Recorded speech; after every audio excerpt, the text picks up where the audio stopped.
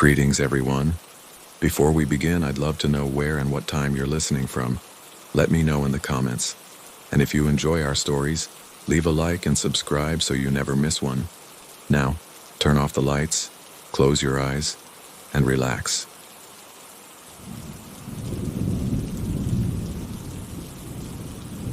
I had always wanted to live in a small town, far away from the noise and chaos of the city where I'd spent my entire life. My name is Thaddeus, I'm 42, and I've been working as an elementary school teacher since I finished college almost 2 decades ago. I had been happy teaching in urban schools, surrounded by kids shouting and running down the hallways, making me feel like my work had meaning. But over time, I started feeling the need for a change. I didn't know exactly what I was looking for, only that the city routine had begun to weigh on me in a way I couldn't quite explain.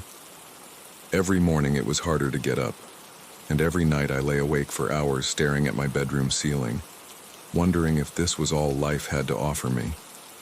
When I saw the ad for a substitute teacher position in a rural school, something told me it was the opportunity I had been waiting for without knowing it. The town was almost 2 hours from the city, surrounded by pine forests and mountains that faded into the horizon, with barely 500 inhabitants who lived off farming and ranching, just as their parents and grandparents had done for generations.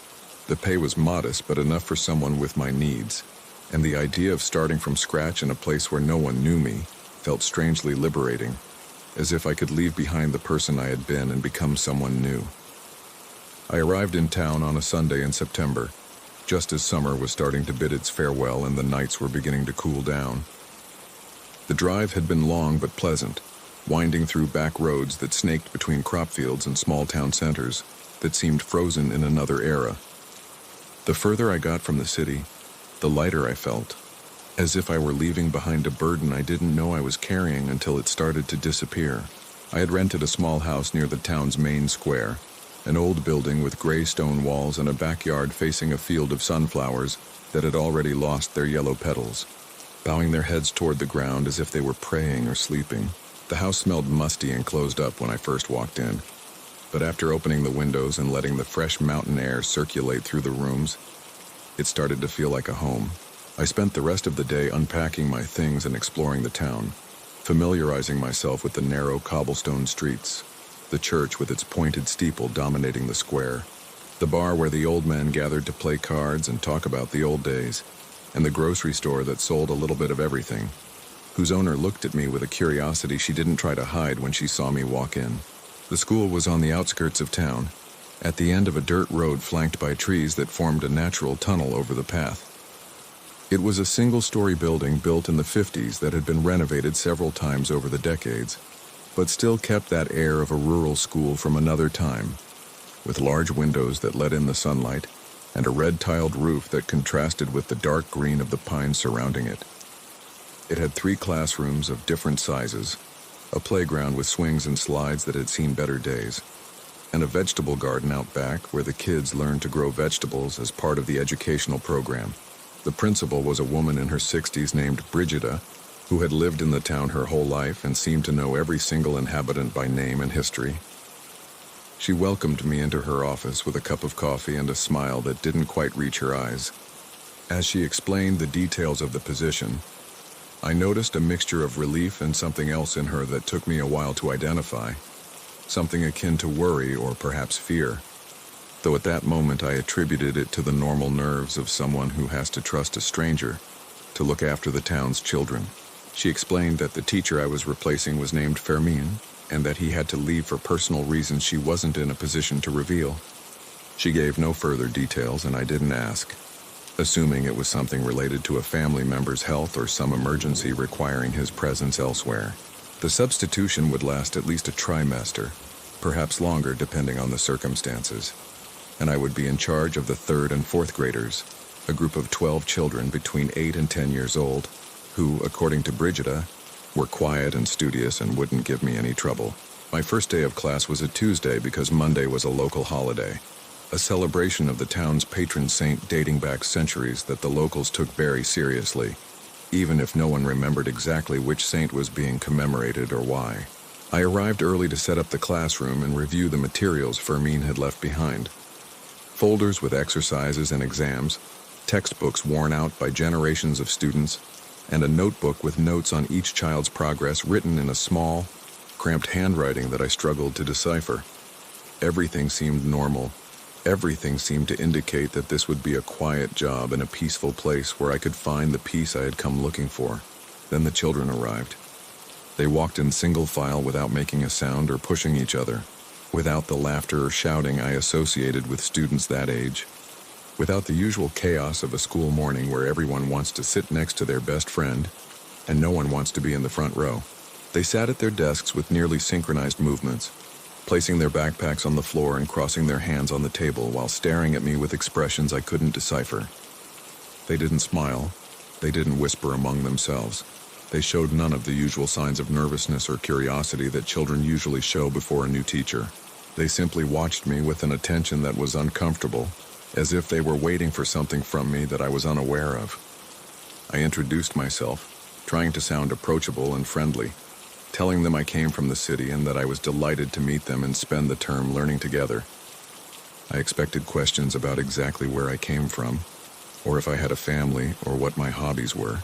The typical curiosities kids feel toward adults entering their lives. But I got only silence. 12 pairs of eyes locked on me without blinking. 12 expressionless faces that seemed to be evaluating me in some way that escaped my understanding. A girl in the front row raised her hand. She had black hair tied in 2 braids that reached her shoulders and eyes of a blue so pale they seemed almost transparent, as if she could see through things instead of just looking at them. I gave her the floor, hoping she would ask some innocent question about me or the classes we were going to have. What she said made my blood run cold. She said she knew I had come looking for tranquility, that I was tired of the city noise and a life that had ceased to make sense, and that at night I struggled to sleep because I thought too much about things I couldn't change and paths I hadn't taken. She said it in a monotone voice devoid of inflection, as if reciting something she had memorized or reading information from a file that shouldn't exist, never once taking her pale eyes off mine. I asked her how she knew that, trying not to let my voice betray the unease starting to grow in my chest. The girl simply shrugged and crossed her hands on the table again without adding anything else, as if the answer to my question were obvious, or as if it weren't worth explaining to me.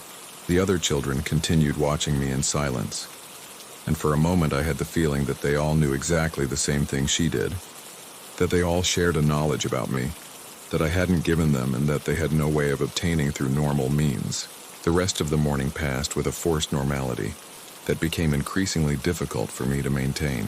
The children answered my questions with precise monosyllables, did the exercises I assigned without protesting or getting distracted, and wrote in their notebooks with a concentration that would have been admirable in adults and was almost disturbing in 8-year-olds. They didn't talk to each other even when I gave them time to work in pairs. They didn't pass notes or make signals. They showed none of the social behaviors I had seen in thousands of children throughout my career. During recess, I watched them from the classroom window, expecting to see them run and play as all children in the world do when released from classroom discipline. But they simply stood in small groups scattered around the playground, looking toward some point in the forest bordering the school, motionless as statues under the September sun that was starting to lose its strength. They didn't speak. They didn't move. They just looked toward the trees as if waiting for something or communicating with something I couldn't see. When the bell rang marking the end of the break, they filed back in with the same synchronization with which they had left, taking their seats without me having to say a word. When classes ended, I went to speak with the principal. I needed to know if what I had experienced was normal, if the children in that town always behaved that way, or if there was something specific causing their strange behavior.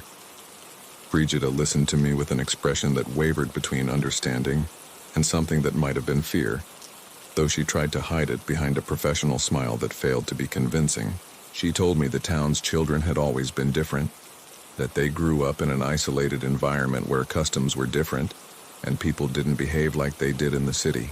She told me not to worry, that in time I would get used to their way of being and they would get used to me, that we just needed time to get to know each other and establish the trust that every teacher-student relationship requires.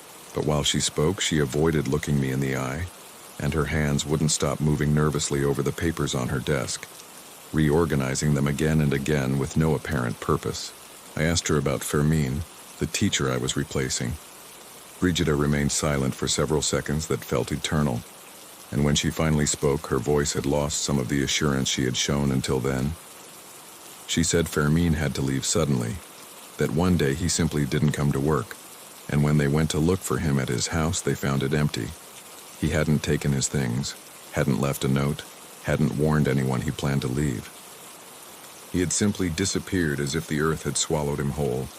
I asked her if they had reported his disappearance to the police. Brigida told me things worked differently in that town, that the nearest police station was an hour away and they rarely bothered to come for matters they considered minor. She said when someone disappeared, it was because they wanted to disappear, and it was nobody else's business. She told me he wasn't the first teacher to leave without warning, that it had happened before with other substitutes who had come from outside, and that Fermine had probably discovered rural life wasn't for him and had gone back to the city without bothering to say goodbye. Her explanation didn't convince me, but I didn't have grounds to suspect anything concrete beyond an intuition that could simply be the result of my urban imagination clashing with customs I didn't understand. The following weeks confirmed that something wasn't right, though I couldn't identify exactly what it was or how to deal with it. The children continued to behave strangely, but their strangeness evolved in ways that I found increasingly unsettling. Sometimes, in the middle of a lesson, they would all turn their heads toward the window at the same time as if they had heard something I couldn't hear, remaining that way for several seconds before focusing their attention back on me as if nothing had happened.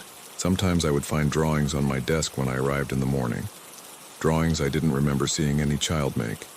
Drawings of a tall, thin figure with limbs that were too long, appearing again and again in different scenarios, always watching from the background, always present though never the protagonist. Sometimes, when I arrived at the school before anyone else, the children were already seated at their desks even though the doors were still locked and the windows showed no signs of having been forced, and they continued knowing things they shouldn't know. One day, a red-headed boy named Cornelius asked me if I had slept well after the nightmare I'd had the night before. I hadn't told anyone I had a nightmare. A horrible nightmare where I walked through a dark forest pursued by something I couldn't see but felt getting closer and closer. Something breathing down my neck and reaching its fingers toward my back without ever quite touching me. Another day, a girl with rosy cheeks named Petra told me I shouldn't have thrown away the letter I had received that morning, that it was important even if I thought it wasn't, that it contained information I would need later.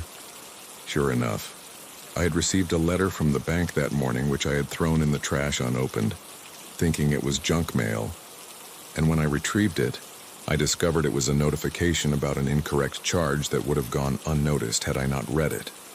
I started investigating on my own, dedicating the afternoons after class to searching for information about the school and the town. I visited the town hall archives, a dusty basement full of cardboard boxes and metal shelves containing documents dating back more than a century. I looked for records on the teachers who had worked at the school, on the families who had lived in the town, on anything that might explain what I was experiencing. What I found made my blood freeze. In the last 50 years, 7 substitute teachers had disappeared in that town without a trace. All had come from outside to cover temporary leaves. All had disappeared exactly 30 days after starting work at the school, and all had vanished without leaving a clue, an explanation, or any trail that would allow them to be found. The dates were there in the municipal records, the names were there in the school logs, but no one seemed to have ever made the connection. No one seemed to have wondered why so many teachers disappeared under the exact same circumstances. I counted the days I had been in town since my arrival that Sunday in September. 23. I had exactly 7 days left before hitting the 1-month mark. I didn't sleep that night. I sat by my bedroom window looking out into the darkness, toward the silhouettes of the trees cut against a moonless sky, toward the field of withered sunflowers that seemed to lean toward my house as if listening to my thoughts. I thought about everything I had discovered, about the missing teachers, about the children who knew impossible things, about the figure in the drawings that appeared again and again, watching from the shadows. I thought about what I should do, whether I should leave immediately or stay and try to uncover the truth. By dawn, I had made a decision. I would stay. Not because I was brave nor because I wanted to be a hero, but because I needed to understand. There was something in that town that defied all rational explanation, and a part of me, the same part that had brought me here looking for something different, needed to know what it was, even if the knowledge might destroy me. Over the following days, I intensified my investigation. I spoke with the town's elders, those who had lived there all their lives and remembered things the younger ones didn't know or preferred to ignore. Most refused to talk to me, changing the subject or walking away with unconvincing excuses as soon as I mentioned the school, the children, or the disappearances. Their faces closed up like steel doors and their eyes avoided mine as if they feared I might see something in them they didn't want me to see. But I found one willing to talk, a man nearly 90 years old named Casimiro, who lived alone on a farm on the outskirts of town, in a dilapidated house surrounded by fields no one cultivated anymore. He had hair white as snow and hands trembling with age, but his eyes retained a lucidity that contrasted with his deteriorating body. He invited me in and offered me a glass of homemade wine while he told me a story he hadn't told anyone in decades. In 1952, when he was a boy of barely 10, something arrived in the town. He couldn't explain exactly what it was, only that it came from the forest one October night when the moon was hidden behind clouds, and that after that, things were never the same. The town's children started behaving strangely, knowing things they shouldn't know, staring toward the forest for hours as if holding silent conversations with something adults couldn't perceive. The elders tried to ignore it at first, convincing themselves it was imagination or childish games. But when the first teacher disappeared exactly a month after arriving, they began to understand there was a price to pay for that thing's presence in their lives. I asked him what price that was. Casimiro looked at me with eyes that had seen too much and had been carrying a secret for decades that was consuming him from the inside. He told me that what had arrived from the forest fed on people, but not just anyone. It needed outsiders, people who didn't belong to the town, people not connected to whatever protected the local inhabitants from becoming its food. And the children were its eyes and ears inside the town, its tools to identify suitable victims and ensure they didn't escape when the time for harvest came. I asked him why the children did that, why they helped something that hurt innocent people. Casimiro shook his head slowly, and for a moment I saw something like pity in his eyes. He told me the children had no choice, that when they were born in the town, that thing claimed them in a way no one fully understood, marking them as its own from their very first breath. They weren't evil. They were simply trapped just like all the other inhabitants, forced to serve something that had been feeding for decades on strangers who made the mistake of staying too long in a place where they didn't belong. I asked him how I could escape. Casimiro told me no one had ever escaped once the children started showing interest, that everyone who had tried to leave after being identified had been found by the thing in the forest before they could cross the town limits, trapped on roads that suddenly led nowhere or on paths that twisted back on themselves until returning them to the starting point, that the only way to survive was never to come, or to leave during the first few days before the children had time to study you and transmit what they learned to their invisible master. But I had already passed that point. I had been in town for weeks. The children already knew too much about me. It was too late to escape. I returned home feeling as if I had been handed a death sentence. I had 4 days left before completing a month in town, 4 days before whatever lived in the forest came looking for me to add to its collection of lost souls.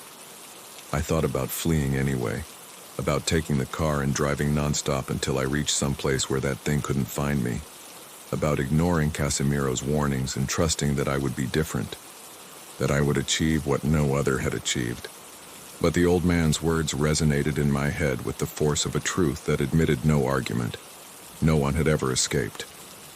That night I had another dream, more vivid and terrible than all the previous ones.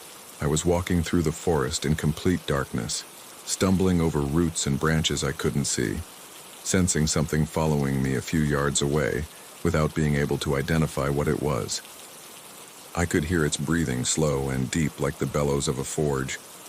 I could feel the cold emanating from its presence piercing my clothes and skin until it drove into my bones. I could smell something sweet and rotten, like withered flowers rotting in stagnant water. I tried to run, but my legs didn't respond to my commands. I tried to scream, but my voice had evaporated, leaving me mute before the horror. And then I felt a hand land on my shoulder. A freezing hand with fingers far too long sinking into my flesh like ice claws. I woke up soaked in sweat with my heart pounding so hard I could hear it in my ears like a war drum. My bedroom window was wide open even though I remembered closing it before bed. And on the sill there was a drawing identical to the ones I had found so many times at school. The tall, thin figure watching from the shadows, but this time there was something different. In the drawing, the figure wasn't in the forest or any abstract place. It was standing in front of a small house with a backyard full of withered sunflowers. My house. The next 3 days were a torture that stretched into every second and every minute. I went to school and tried to teach normally, explaining lessons that no longer mattered to me to students who watched me with an intensity they no longer bothered to hide. They had stopped pretending to be normal children. They stared at me for hours without blinking, sometimes smiling empty smiles that didn't reach their eyes and showed too many teeth, whispering among themselves in a language I didn't recognize that made the hair on the back of my neck stand up every time I heard it. Isolde, the girl with the black braids and eyes that were too pale, approached my desk on the second to last day when the other children had gone out for recess. She told me not to be afraid, that it didn't hurt as much as people thought, that it was like falling asleep after a very long day and waking up in another place where there was no more tiredness or worry or sleepless nights. She said Fermín was there, that all the teachers who had disappeared over the years were there together, and that soon I would be with them too, forming part of something bigger than any individual life. I asked her where that place was. Isolde pointed toward the window, toward the pine forest that stretched beyond the school playground like a dark green ocean. She said it was among the trees, in a place that existed but didn't exist at the same time, in a space where time didn't work like it worked here, and where death was just the beginning of something different. She said what lived there took care of them all in its own way, that it loved them even if its love was difficult for human minds to comprehend, that it needed to feed, but in exchange gave them something humans spent their whole lives searching for without finding. I asked her what it gave them. Isolde smiled a smile that for the first time seemed genuine, almost tender, like a child talking about her father. She said a single word before returning to her desk. Eternity. The last night I didn't try to run. I knew it would be useless, that the thing would find me before I could get anywhere, that the roads would twist back on themselves and return me to the town again and again until I stopped resisting.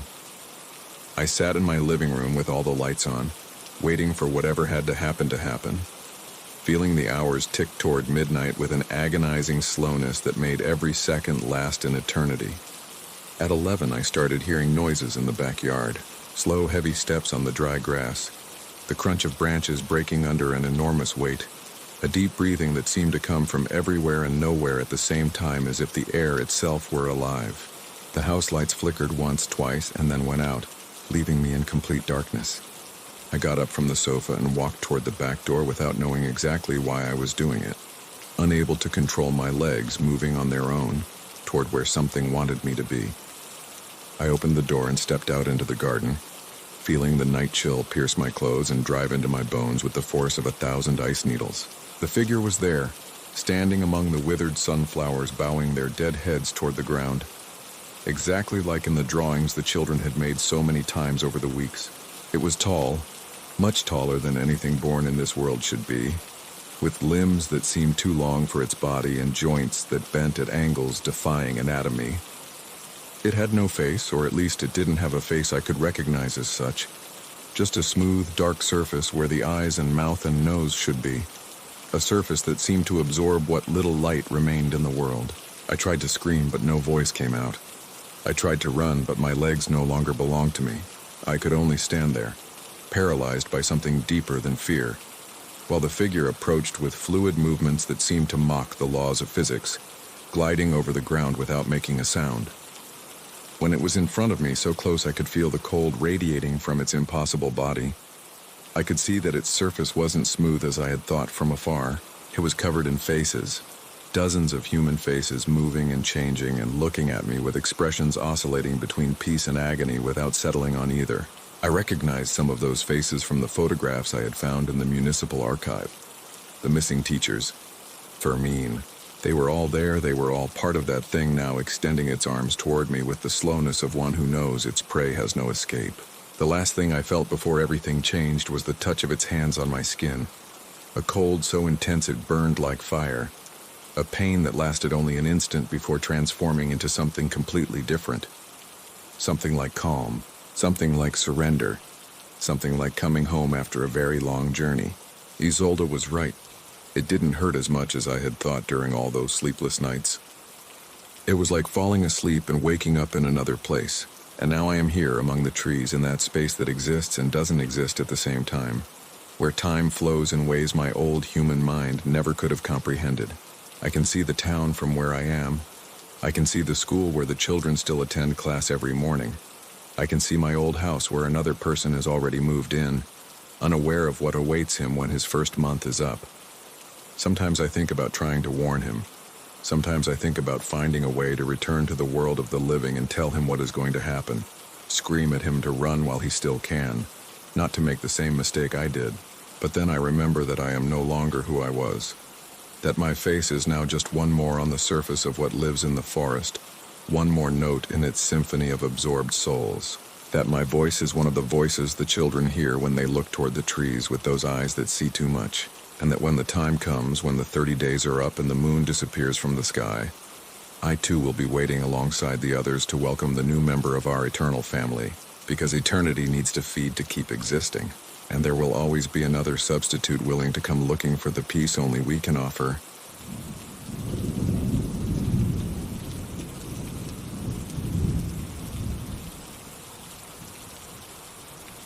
The first time I got a call at 3 in the morning, I thought it was a mistake.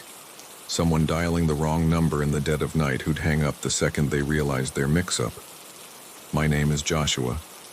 I'm 34 years old and work as a laborer for a construction company. It's hard work that starts early and leaves me exhausted every night, but it pays the bills and lets me keep the small apartment where I've lived alone for 6 years.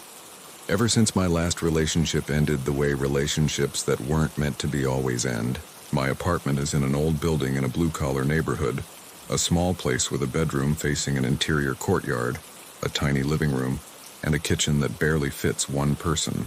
The walls are thin and the building has seen better days, but it's mine as long as I keep paying the rent. And that's enough for someone who doesn't need much more than a place to sleep after shifts that leave his body wrecked. That first night I woke up to the sound of the landline on my nightstand. It was an old device that had come with the apartment. One of those corded phones almost no one uses anymore. But I had kept it connected because the line was included in the rent. It almost never rang outside of business hours, so when the shrill ring ripped me from my sleep at 3 in the morning sharp, I stared at the device for several seconds, not understanding why anyone would call me at that hour. The ring kept sounding in the darkness of my room, a metallic ancient sound that seemed to amplify in the silence of the night until it became something almost physical. The red light of the digital clock projected the numbers in the gloom. 3 zeros followed by a 3 blinking like a warning I didn't know how to interpret at the time. Finally, I picked up more out of instinct than conscious decision, bringing the receiver to my ear while trying to make my voice sound awake enough to hold a conversation.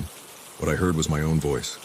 It wasn't a recording, or at least it didn't sound like a recording. It was my voice speaking in real time, with the same inflections and tone I used when I spoke, but saying things I wasn't saying, describing things I was doing at that precise moment with an accuracy that made coincidence or simple guessing impossible. The voice said I was sitting on the bed with the receiver pressed to my ear, that the light from the digital clock was casting a red glow over my face, that my left hand was resting on the mattress while my right gripped the phone with excessive force, because my knuckles were turning white from the tension. It described the old t-shirt I wore to sleep, the wrinkled sheets that had slid to the side when I sat up to answer the call, the way my breathing had accelerated since I started listening to that impossible voice. I froze listening to that description of myself, unable to hang up even though every instinct screamed that I should, unable to move even though a part of me wanted to run to the window to check if someone was outside watching me. The voice kept speaking with a slow, calm cadence, as if narrating a story it already knew by heart, as if every word had been rehearsed 1,000 times before being spoken. Then the voice said something that froze my blood in a way I'd never experienced before. It said it was going to hang up in exactly 15 seconds, that I would sit there staring at the phone without understanding what had just happened, that I would then try to convince myself it had been a dream, because that was the only explanation my rational mind could accept.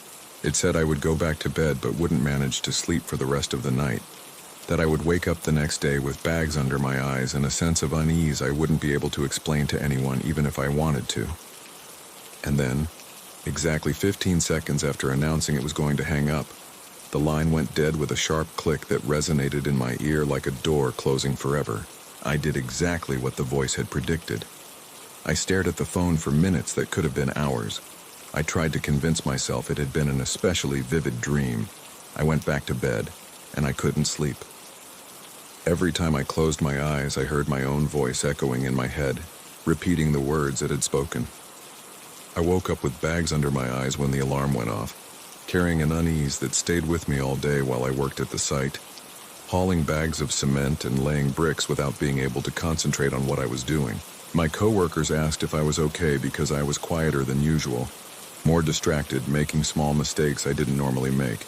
I told them I hadn't slept well, that I had things on my mind. The usual excuses people give when they don't want to talk about what's really worrying them. The second call came exactly 1 week later, at 3 a.m. sharp. I wasn't surprised when the phone started ringing. I had spent the whole week waiting for it to happen, alternating between the desire for him to call again to confirm I hadn't imagined it, and the desire for him not to, so I could keep believing it had been a dream. My hand went straight for the receiver and I picked it up without hesitation, bringing it to my ear with a mixture of fear and anticipation that made my heart beat so hard I could hear it in my own ears. The voice was there, my own voice speaking to me from the other end of the line as if it had never left.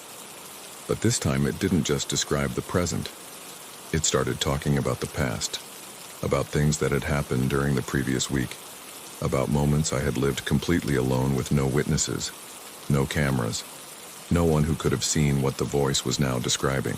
It described how I had spilled coffee on the construction blueprints Tuesday morning, how the dark liquid had spread across the paper staining the drawings the architect had taken weeks to complete, how I had frantically cleaned up the mess while looking around to ensure no one had seen me. It described the conversation I'd had with myself on Wednesday while cooking dinner, the exact words I had muttered under my breath while thinking about my life and the decisions that had led me to where I was. It described the dream I'd had on Friday, a dream where I walked down an endless hallway full of closed doors I couldn't open no matter how hard I tried. It was impossible. No one could know those things. No one had been with me when I spilled the coffee. No one had heard me talking to myself in my kitchen. No one could have entered my dreams to see what I saw when I slept. And yet that voice, which was my voice, described them with a certainty that left no room for doubt. When I tried to speak, when I tried to ask who he was and what he wanted and how it was possible he knew what he knew, the voice interrupted me, saying it wasn't time for questions yet. It said the calls would continue every week, always at the same time, always revealing a little more. It said that when the right moment came, I would understand everything. The line went dead before I could respond. Over the following weeks, the calls became a part of my life I couldn't ignore even if I wanted to. Every 7 days at 3 a.m. sharp, the phone rang and my voice spoke to me from the other side, telling me things no one else could know, revealing fragments of my life I had believed were private.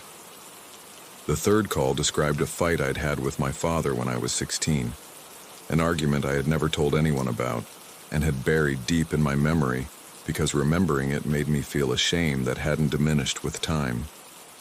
The voice reproduced the exact words we had said to each other that night, the insults that had flown back and forth, the sound of my fist hitting the wall when the rage became too big to contain, my mother's weeping in the next room as she listened to her husband and son destroy each other with words that couldn't be taken back.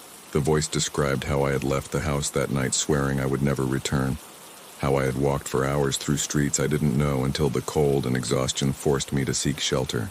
It described how I had returned 3 days later with my pride wounded, how my father had opened the door without saying a word, and how neither of us had ever mentioned that night again.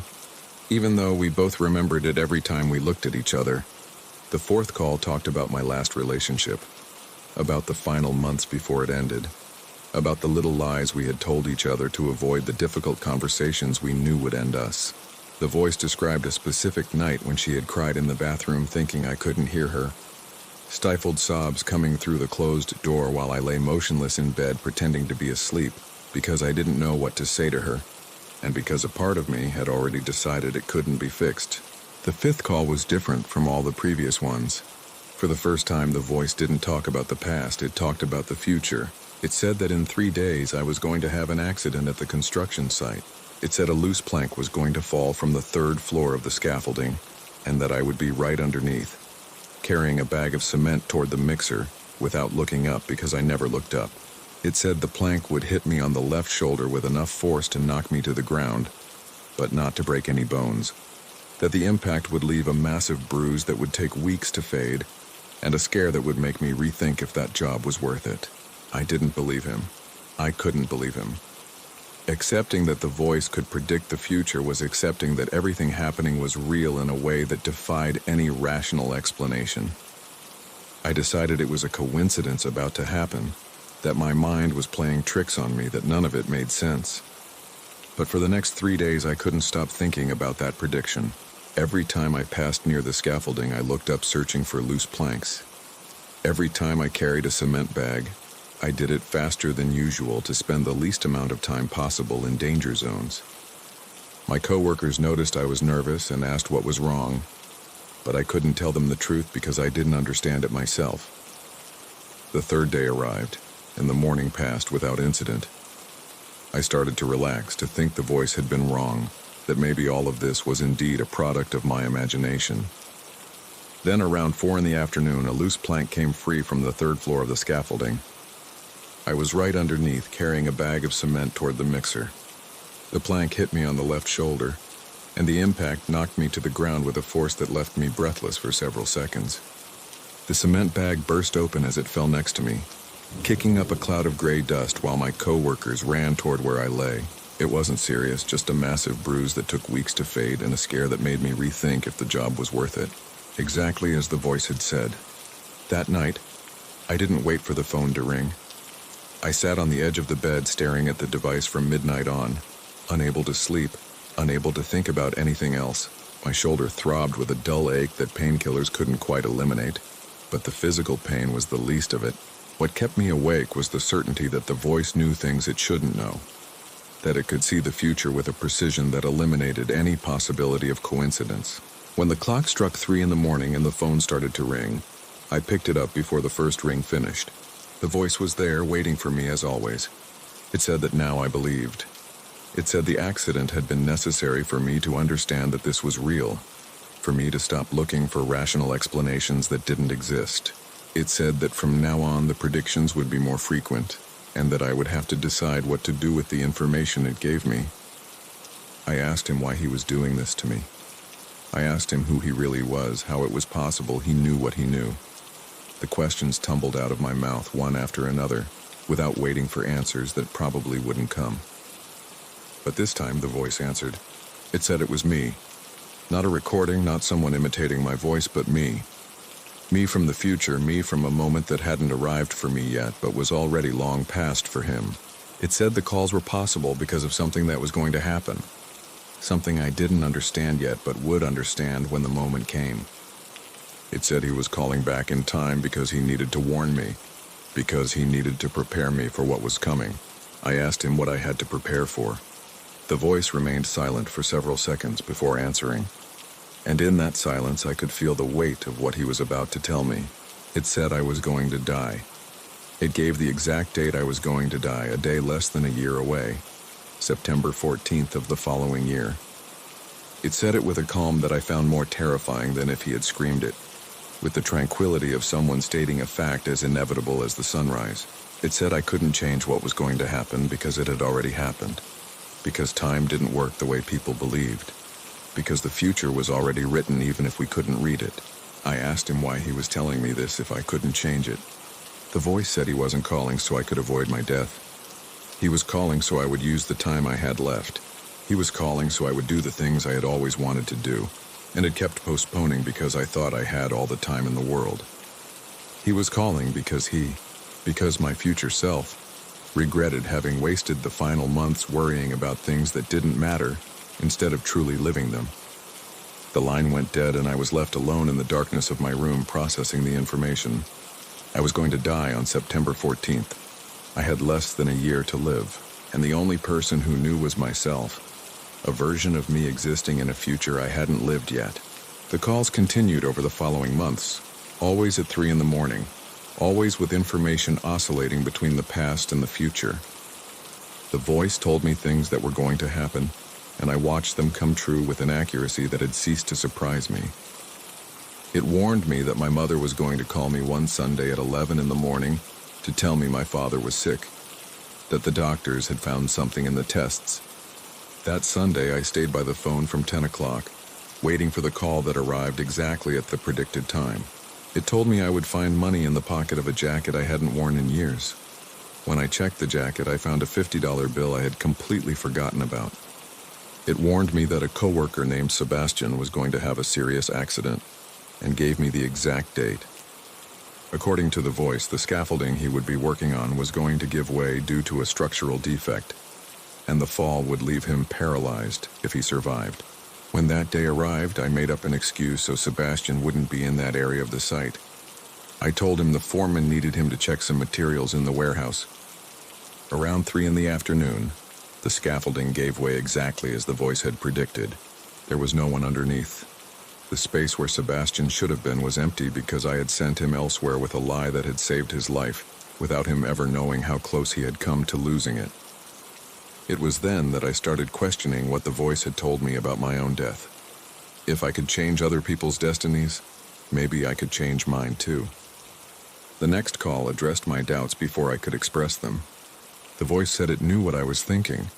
It said it understood why I believed I could save myself if I had saved Sebastian. But it said there was a fundamental difference between the events I could alter and the ones I couldn't. It said some things were fixed points in time, moments that had to happen because everything else depended on them. My death was one of those points. Not because I was particularly important, but because it was the event that made the calls possible. If I didn't die on September 14th, the calls would never have existed, which meant I never would have received the warnings, which meant I never would have saved Sebastian. Every action I had taken based on the predictions depended on those predictions existing, and the predictions only existed because I was going to die on a specific date that allowed my future self to send them back. My death was the price I had to pay for everything else. If I found a way to avoid it, everything that had happened since the first call would cease to exist, including the lives I had saved. I asked him how I was going to die. The voice remained silent for so long I thought he had hung up. When he finally spoke, his tone was different, heavier, laden with something that sounded like regret. He said he couldn't tell me, not because he didn't want to, but because knowing would change things in ways he couldn't predict. He said he had tried many times to find a way to warn me without creating a paradox, but that no path led to that result. My death was inevitable. The following months were the strangest of my life, but also the fullest in a way I never could have imagined. There was a paradoxical freedom in knowing the date of your own death, a clarity that cut through all the trivial worries that normally occupied my mind. I quit my job in construction because the voice told me there was no point in continuing to destroy my body for a paycheck I wasn't going to need. The foreman thought I had gone crazy when I told him I was leaving without explanation, but I didn't care what he thought. I used the savings I had to do the things I had always wanted to do. I traveled to places I had seen in photographs but had never visited because there was always some reason to postpone the trip. I saw the ocean from cliffs that looked like the edge of the world. I walked through forests where the trees were so ancient they made me feel insignificant in the best possible way. I sat in squares in cities I didn't know, watching people pass by whom I would never see again, feeling that every moment was a gift I didn't deserve but was determined to seize. I tried foods I had never dared to try, new flavors exploding on my tongue reminding me that I had spent years limiting myself to the familiar when the world was full of experiences waiting to be discovered. I talked to strangers in bars and on trains, listening to their stories without the rush I had always felt before. I called my father, and we had the conversation we'd been avoiding for years. The conversation where we finally admitted the ways we had hurt each other and found a way to forgive one another. I told him things I'd never told him, fears I'd had as a child, dreams I had abandoned because I thought he wouldn't approve. He told me things I didn't know, sacrifices he had made for our family, regrets he had carried for decades. I didn't tell him I was dying. I didn't want the months we had left together to be tainted by that shadow. I preferred them to be normal months where we were simply a father and a son who had finally found a way to talk to each other. I looked up my ex and apologized for the things I had done wrong during our relationship, for the nights I had ignored her when she needed me to listen. She was surprised to see me because years had passed since we last spoke. I didn't try to win her back, but I needed her to know I regretted hurting her, that I had learned from my mistakes even if it had taken me too long to recognize them. The calls kept coming every week, but their content changed as the date approached. They no longer talked about the future because the future was running out. They talked about the past, about moments I had forgotten, and that the voice helped me remember, about good things I had lived through that deserved to be remembered. The voice reminded me of the day I learned to ride a bike, the feeling of freedom when I finally managed to keep my balance. It reminded me of the first time I saw snow, the wonder of seeing the world covered in white while I ran around trying to catch the flakes with my hands. It reminded me of moments that had been buried under the worries of adult life but were still there, waiting to be unearthed. The last call came the night of September 13th, less than 24 hours before the date the voice had given me months ago. I picked up the phone knowing it would be the last time I would hear that voice, which was my voice. The last conversation I would have with myself before everything ended. The voice sounded different that night, more tired, closer in some way I couldn't explain. It said it was proud of me. It said I had done everything I could do with the time I had left, that I had lived more in those months than in all the previous years combined. It said not to be afraid of what was coming, that the end wasn't as terrible as people thought, that there was something after, even if it couldn't explain what it was because words weren't enough to describe it. I asked him if it hurt. The voice said no. It said it would be quick, that I would barely have time to realize what was happening before it was all over. It said the worst part wasn't the moment itself, but the waiting, and that the waiting was almost over. I asked him if it had been worth it. If all of this, the calls, the warnings, the knowledge of my own death, had served for anything more than torturing me for months. The voice took a moment to answer, and when it did, I could hear something in its tone that sounded like a smile. It said yes. It said the calls had changed things that deserved to be changed, that they had saved lives that deserved to be saved, that they had given peace to people who needed it. It said my death wasn't a punishment or a tragedy, but simply the price that had to be paid to make everything else possible. And it said that if it had to do it all over again, it would do it without hesitation. Because there are things worth more than a single person's life. And I had had the privilege of being that person, of sacrificing something so others could have something better. The line went dead for the last time, and I sat on the edge of my bed, holding the receiver in the silence of a night that would be my last night. I didn't sleep. I stayed awake watching the light of dawn start to filter through the window, watching the world wake up to live one more day, while I prepared not to see the next. I didn't feel fear. I felt a strange calm, an acceptance that came from knowing that everything I could do was already done. I left my apartment around 10 in the morning without any concrete plan, simply wanting to spend my final hours under the sun instead of locked between four walls. The day was bright and warm, one of those September days that feel like a gift from a summer refusing to leave. I walked through the streets of the neighborhood where I had lived for years, noticing details I had never noticed because I had always been too busy or too tired to pay attention. The colors of the buildings that the morning sun turned into something almost beautiful. The sound of birds singing in the trees along the sidewalk, melodies that had always been there but that I had never stopped to listen to. The smell of fresh bread wafting from a bakery I had passed hundreds of times without ever entering, and where that morning I stopped to buy a pastry that I ate sitting on a bench in the nearby square, savoring every bite as if it were the first and the last. I saw children playing in the park and wondered what they would be when they grew up, what lives they would live. I saw elderly couples walking hand in hand and wondered how many years they had spent together, how many storms they had survived to reach that point where the simple act of walking together was enough. I saw people rushing to their jobs with expressions of stress, and I wanted to tell them that nothing worrying them really mattered, that the only thing that mattered was being alive and being aware of it. I don't know exactly what time it was when it happened. I wasn't wearing a watch and had left my cell phone at home because I didn't want distractions during my final hours. I only know I was crossing a street I had crossed hundreds of times before without thinking about it, when I heard a sound coming from my left that my brain took too long to identify as the horn of a car that couldn't brake in time. I didn't see the vehicle that hit me. I only felt the impact, a blow that lifted me off the ground and threw me several yards before my body fell onto the asphalt with a sound I shouldn't have been able to hear but heard anyway. There was no pain, or at least not the pain I had feared during all those months of waiting. Only a sensation of cold spreading from somewhere in my chest toward the rest of my body, and a darkness starting to grow at the edges of my vision like a tide rising slowly until it covers everything. I heard voices around me, screams from people who had seen what happened and were running toward where I lay, but the sounds arrived muffled as if coming from very far away, as if I were already starting to move away from the world I had known for 34 years. I saw the sky above me, blue and clean and beautiful, and I thought it wasn't a bad final landscape, that there were worse things than dying looking at a sky like that. The last thing I thought before the darkness swallowed me was that the voice was right. It didn't hurt. It wasn't as terrible as I had imagined during all those months of waiting.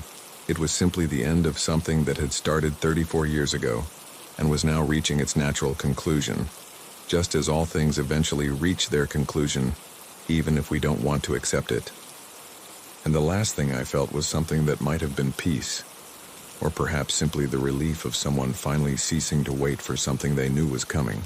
The calls had ended. My story had ended. But the stories of the people I had helped continued.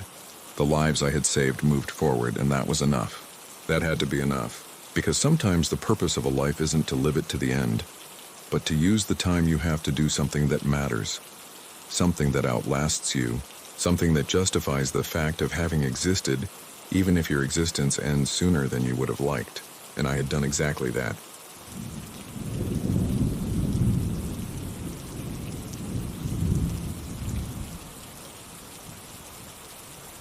Insomnia became my permanent companion 5 years ago, the very same night I received the call informing me my brother had died. Before that, I used to sleep like any normal person. I closed my eyes when night fell and opened them when the alarm went off in the morning, unaware of the miracle it was to be able to disconnect from the world for 8 hours straight. But after that call, after identifying the body at the hospital and organizing a funeral attended by people I barely knew, sleep stopped visiting me with the regularity it had during the previous 34 years of my life. My name is Isaiah. I'm 39 years old, and I work as a proofreader for a small press that mainly publishes genre novels and technical manuals that no one reads except the specialists who need them for their jobs.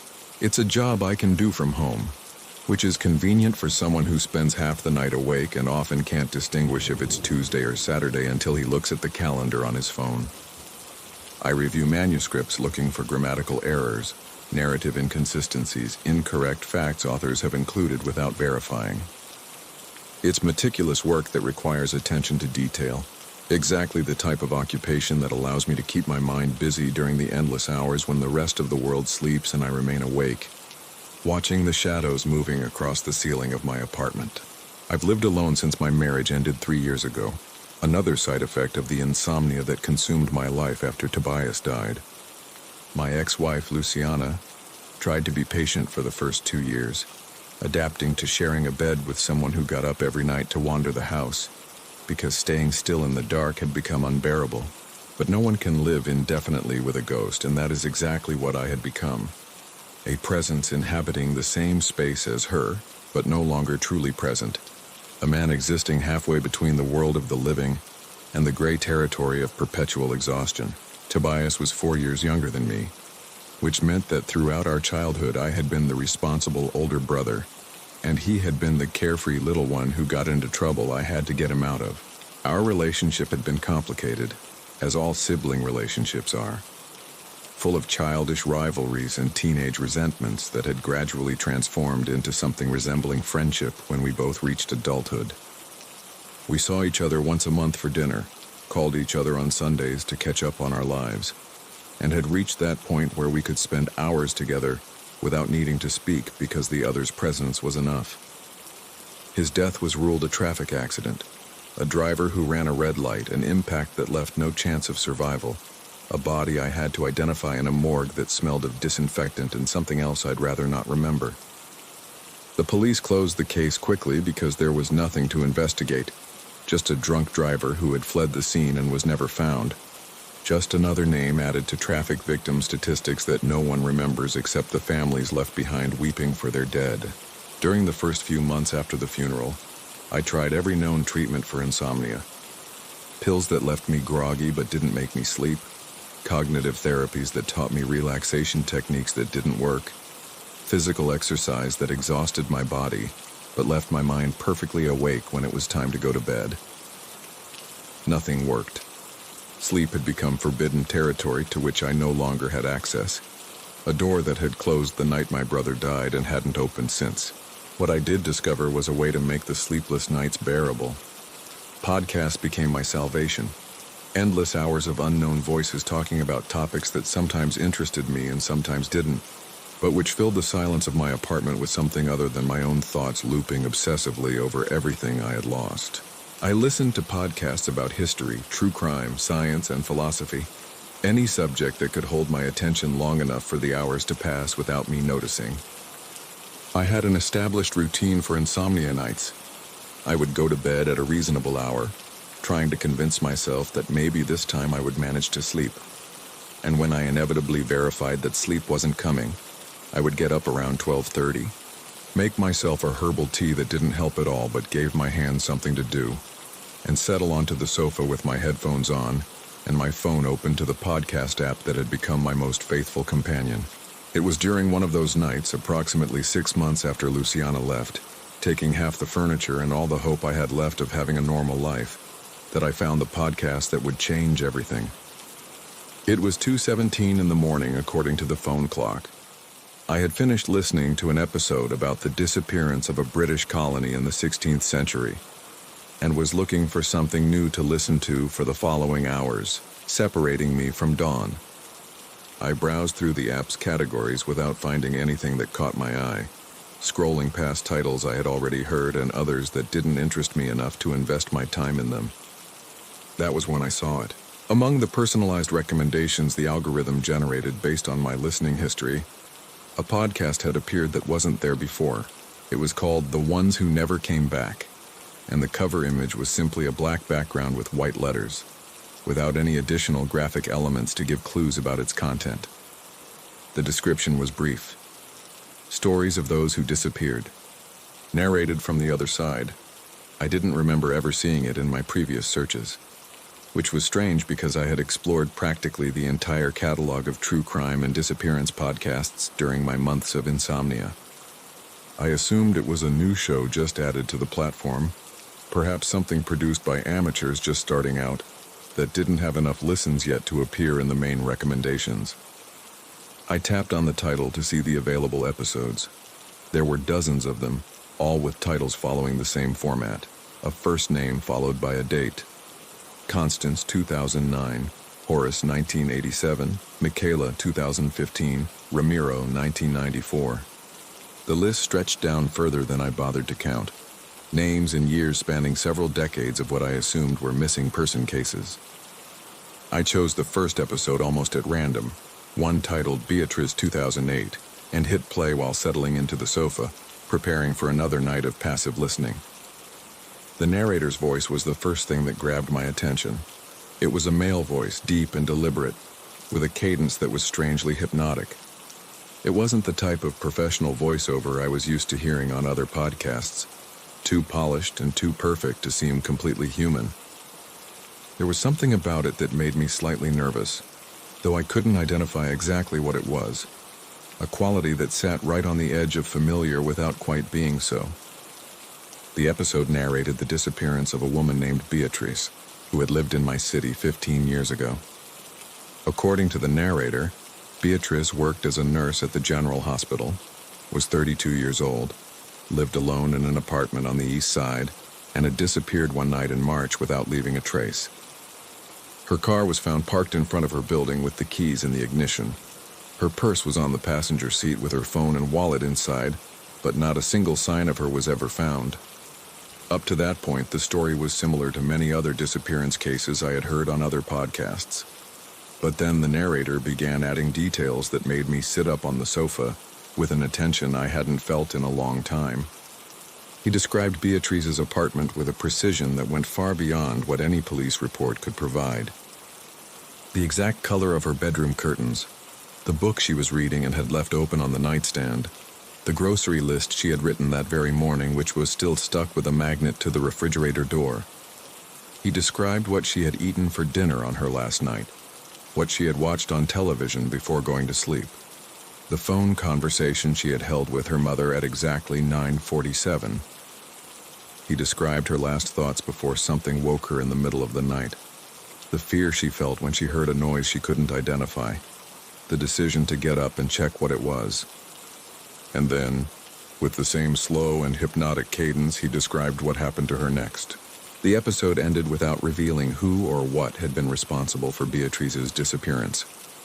The narrator simply concluded by saying she was now on the other side, a place where the stories of the missing waited to be told, and that someday, perhaps someone would hear her voice narrating what had happened to another person who had also crossed that invisible threshold.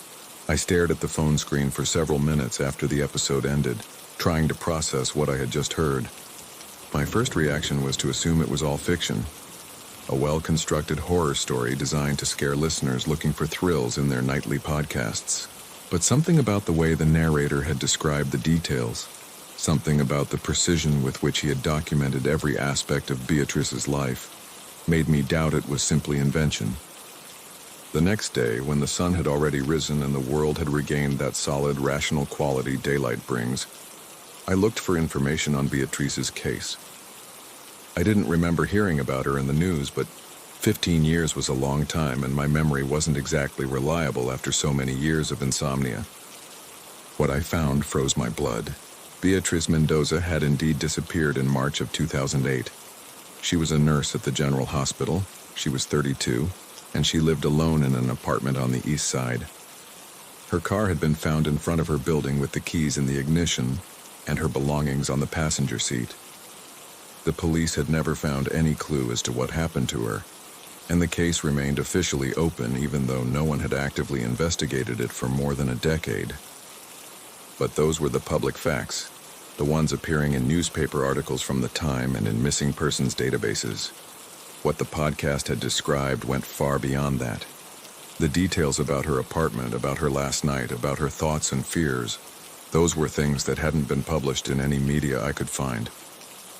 I searched for the podcast online, trying to find some information about who produced it, who the narrator was, where they got the incredibly detailed information included in each episode.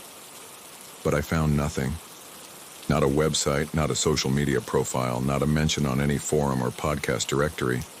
It was as if the ones who never came back didn't exist beyond my app, as if only I could access it. That night, when insomnia forced me out of bed around midnight, the first thing I did was open the podcast app. The show was still there, waiting for me with its black cover and endless list of episodes. But when I checked the time, I noticed something I hadn't observed the night before. The podcast only appeared after 12 at night. I had checked the app several times during the day, looking for more information about the show, and it was never there. It appeared around midnight and disappeared when dawn began to break, as if it only existed during the hours when the world slept, and insomniacs like me wandered the margins of the reality everyone else took for granted. I started listening to one episode every night, making it part of my insomnia routine. Each story narrated the disappearance of a different person in my city, cases spanning entire decades from the 60s to the present. Some I vaguely remembered from the news. Others I had never heard of, but they all shared the same narrative structure. A detailed description of the victim's life, their last night, their last thoughts, and then the moment something took them to the other side, without ever explaining exactly what that other side was, nor who or what was responsible for the disappearances. I investigated every case the podcast narrated, and in all of them, the details the narrator provided turned out to be real. Names, dates, addresses, occupations, everything matched the official records I could find. But there was also information that appeared in no public document. Intimate details only the victims could have known. Things the narrator described with a certainty suggesting access to sources no normal investigator could have. Weeks passed, and my obsession with the podcast grew until it became the only thing that mattered to me. I stopped working on the manuscripts the publisher sent me, replying with increasingly weak excuses to emails asking about the status of my proofs.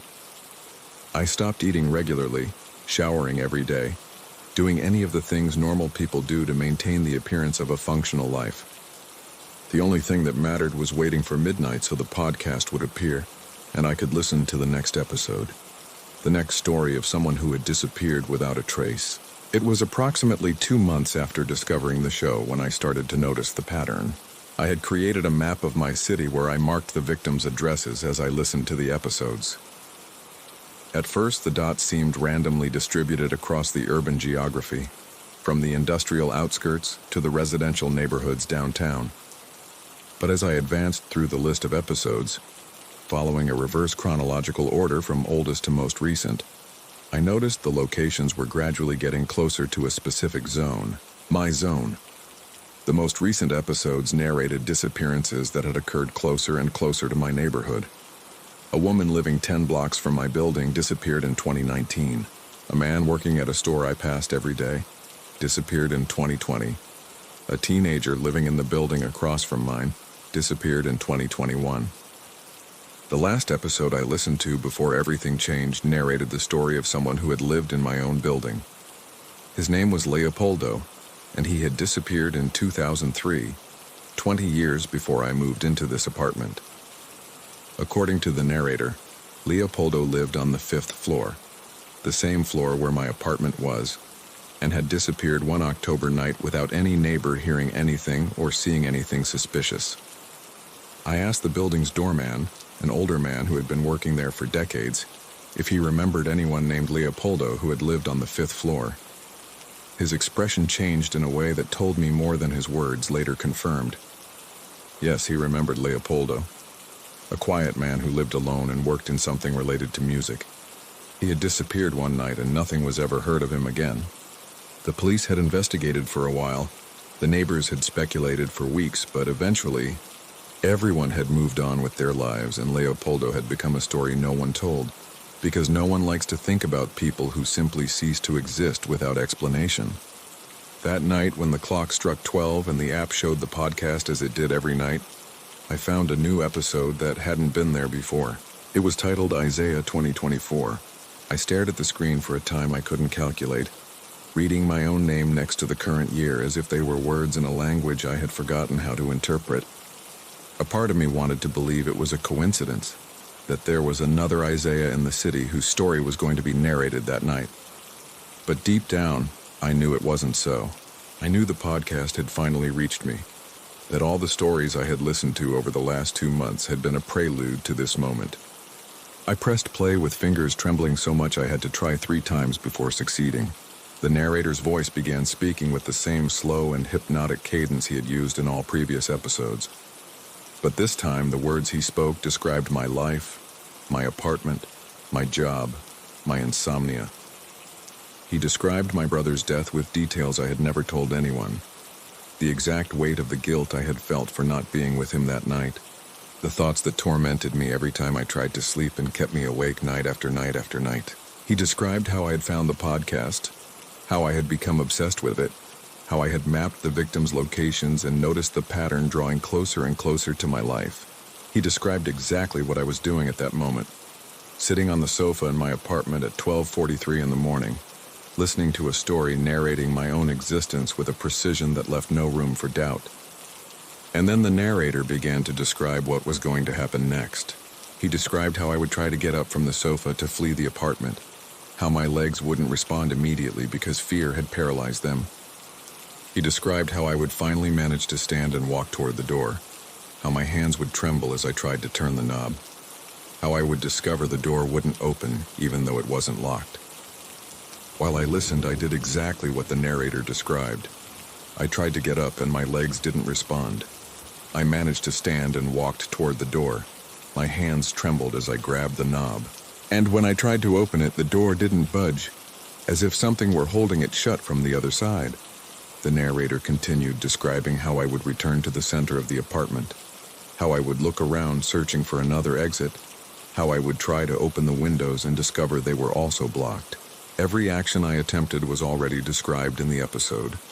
Every decision I made had been anticipated by that voice that seemed to know my future before I lived it.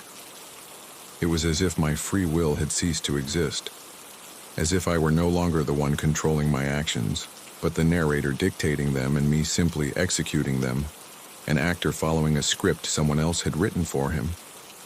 The episode reached a point that made me stop dead in the center of the living room, unable to move, unable to breathe, unable to do anything but listen to the words coming from the headphones I was still wearing.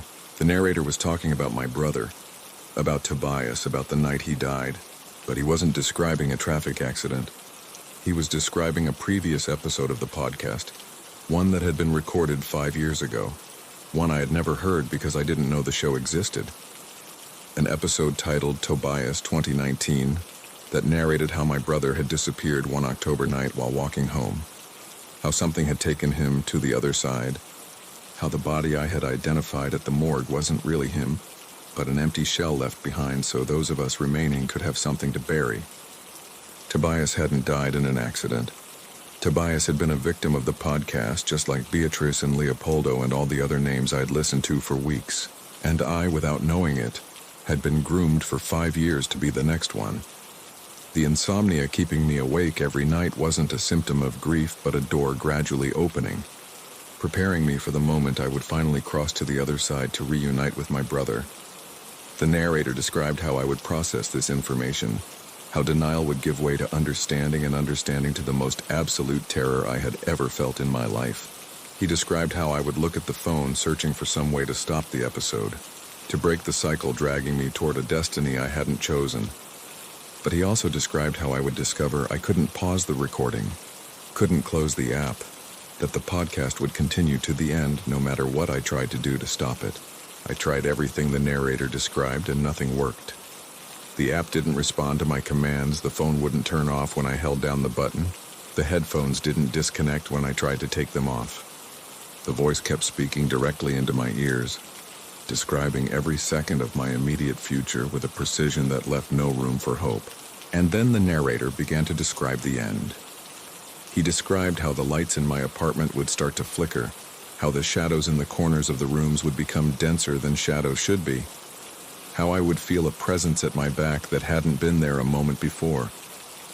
He described how I would turn around slowly, unable to resist the impulse to see what was behind me, even though every survival instinct screamed at me not to.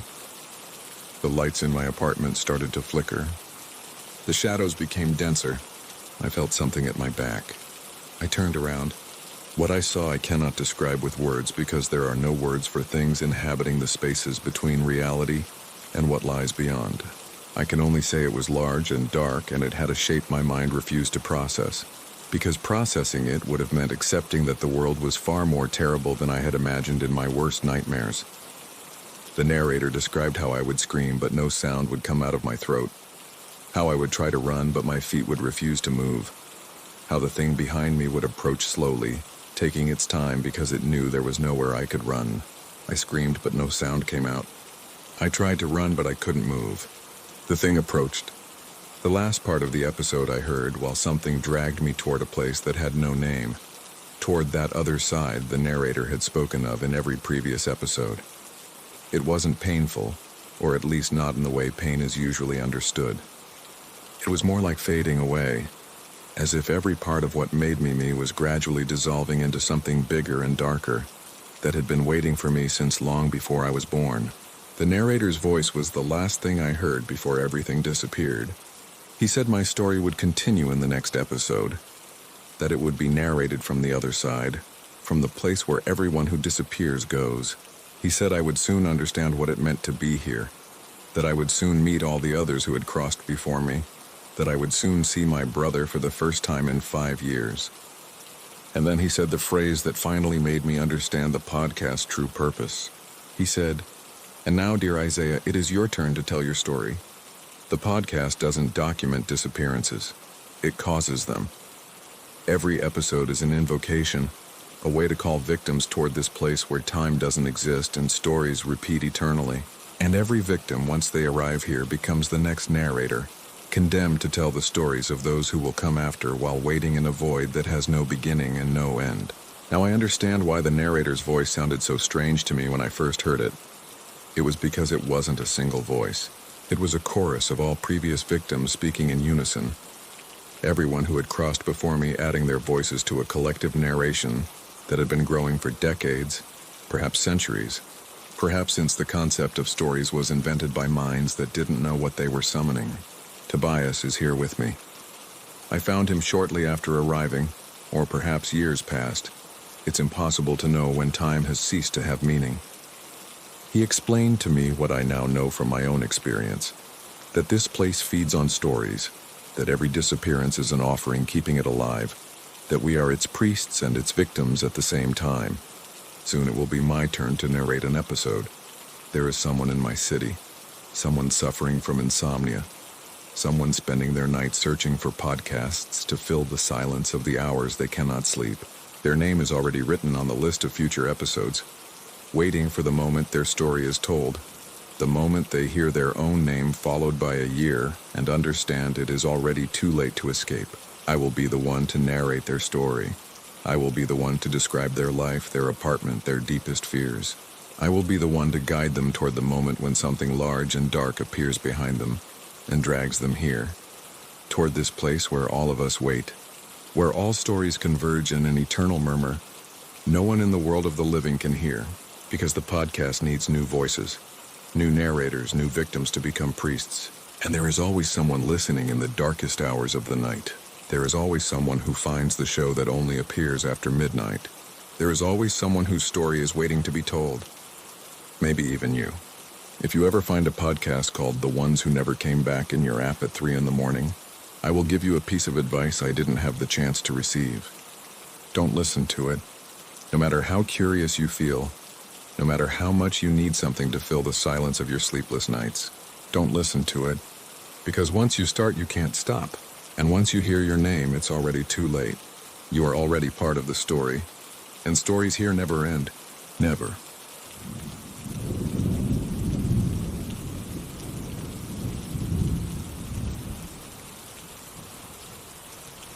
I had been working the night shift at the psychiatric hospital for almost 3 years when the drawings started appearing. My name is Leander. I'm 35 years old. And I chose psychiatric nursing because I had always been interested in the mysteries of the human mind. Those dark labyrinths where reality mixes with fantasy and where the boundaries between the possible and the impossible blur until they vanish. I had studied for my degree with the hope of helping people the rest of the world preferred to ignore. Those who had fallen into wells so deep within their own psyche that they needed someone willing to climb down with them, to show them the way back to the surface. The hospital was an old institution built in the early 20th century, an imposing red brick building with barred windows and endless hallways that smelled of disinfectant and something else I never quite managed to identify. Something sickly sweet and heavy that seemed to have soaked into the walls after decades of containing the suffering of thousands of patients who had passed through there. The main facade was covered in ivy climbing up to the 3rd floor, and the front garden had centuries-old trees whose branches cast elongated shadows over the grass when evening fell. By day, the place looked almost picturesque, like a sanatorium from another era where the rich sent their inconvenient relatives to disappear from public view. By night, when the lights went out in most wings and only us night shift nurses remained, the building revealed its true nature, a maze of empty corridors where every sound amplified until it became something threatening. The hospital had several wings separated by security levels, from open areas where patients with mild disorders could move with relative freedom to the closed wing on the third floor, where those whose conditions made them dangerous to themselves or others were interned. There was also a geriatric psychiatry wing, a detox unit, and a children's ward that I always found especially difficult to visit because seeing children fighting mental demons that shouldn't exist at that age broke my heart in ways I could never fully repair. The closed wing was my territory at night. 12 single rooms with reinforced steel doors and observation windows made of shatterproof glass. A common room with furniture bolted to the floor to prevent it from being used as a weapon. A nurse's station protected by armored glass from where we could monitor the entire hallway. And corridors lit by fluorescent lights that buzzed constantly like insects trapped in a lamp. The patients in that zone suffered from the most severe forms of schizophrenia, serious dissociative disorders, treatment-resistant psychosis, and other conditions that defied the understanding of even the center's most experienced psychiatrists. Many had been interned for years without showing improvement, their minds trapped in alternative realities from which no treatment could rescue them. My routine was always the same, a ritual I had repeated so many times I could do it almost in my sleep. I arrived at 10 at night to receive the report from the afternoon shift, listening attentively to any incidents that had occurred during the day. Then I reviewed each patient's medical history on the computer at the nurse's station, checking if there had been changes in medication or behavior. At 11, I administered the night medication through the slots in the doors, small openings designed to pass trays and cups without having to open the door completely. Afterward, I did rounds every hour to make sure everyone was okay, looking through the windows and noting anything unusual in the log. Most nights were quiet, almost boring.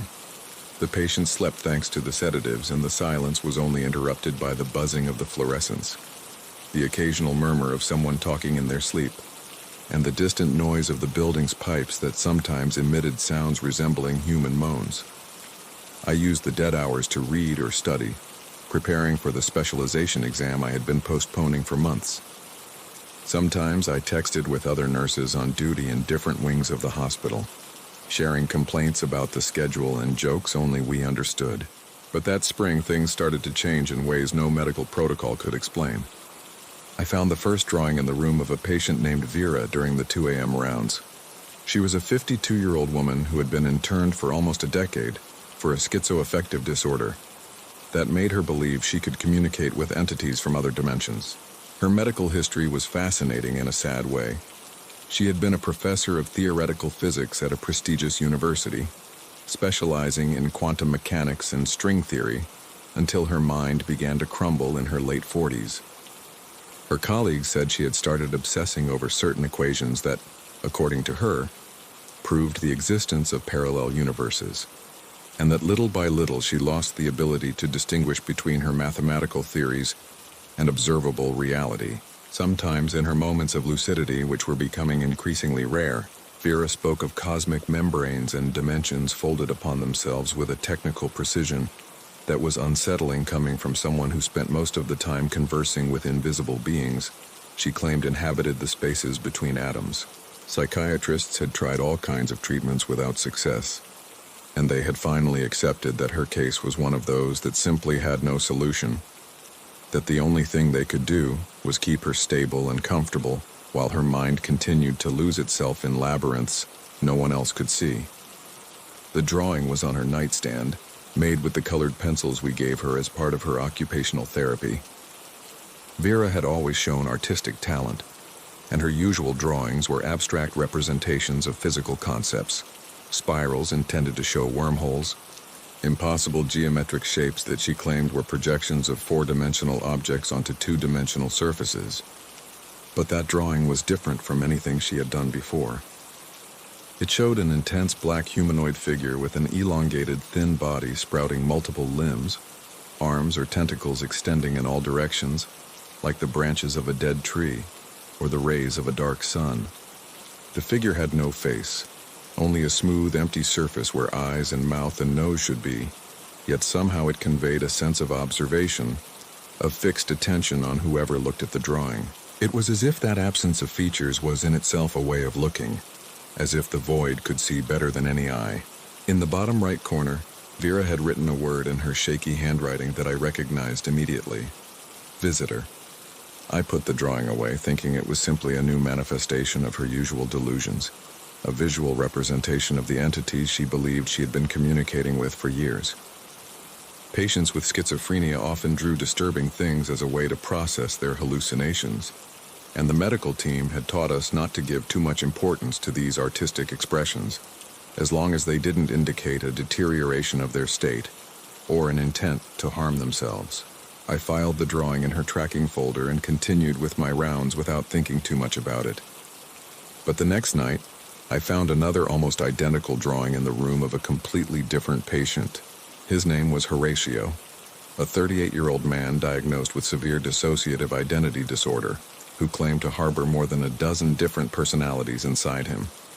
Some of those personalities were peaceful and even kind, but others were violent and had motivated his internment.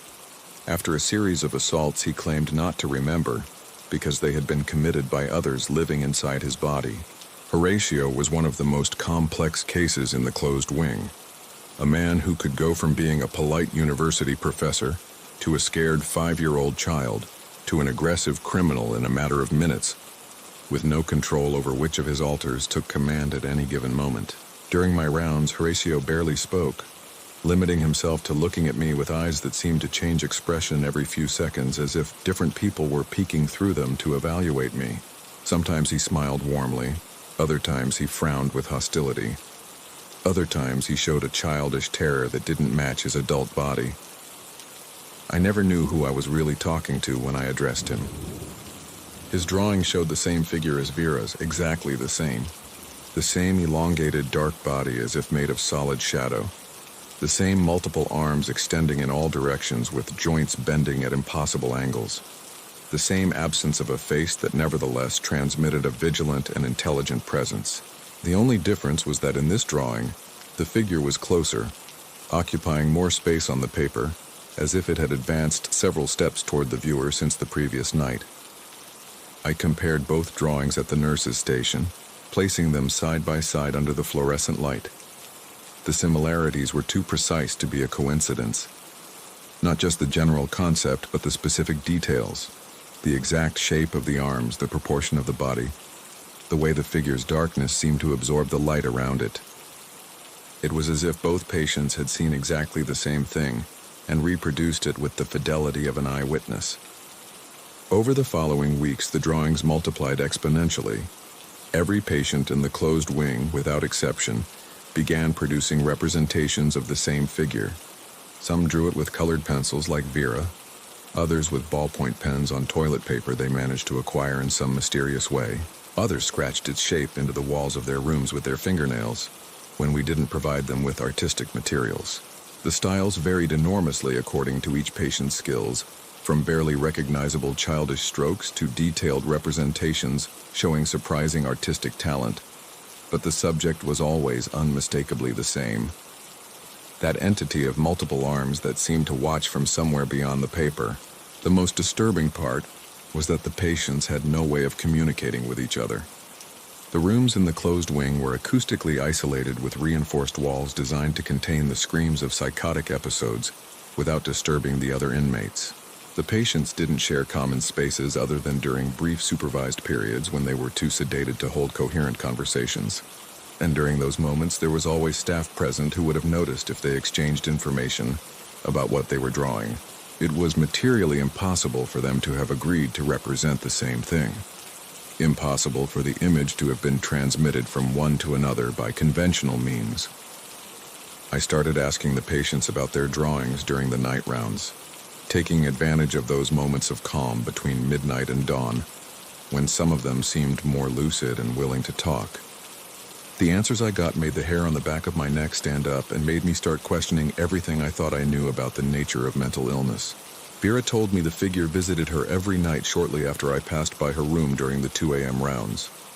It appeared in the darkest corner of the room, emerging from the shadows as if made of the same substance, and stayed watching her for hours without moving or making a sound, simply looking at her with that face that wasn't a face.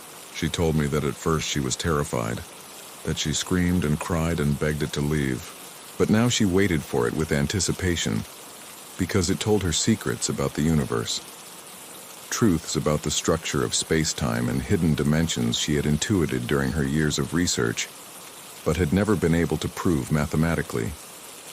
Horatio told me the figure wasn't a single entity, but many fused into one, that each of its arms belonged to a different person who had been absorbed by it over centuries or millennia.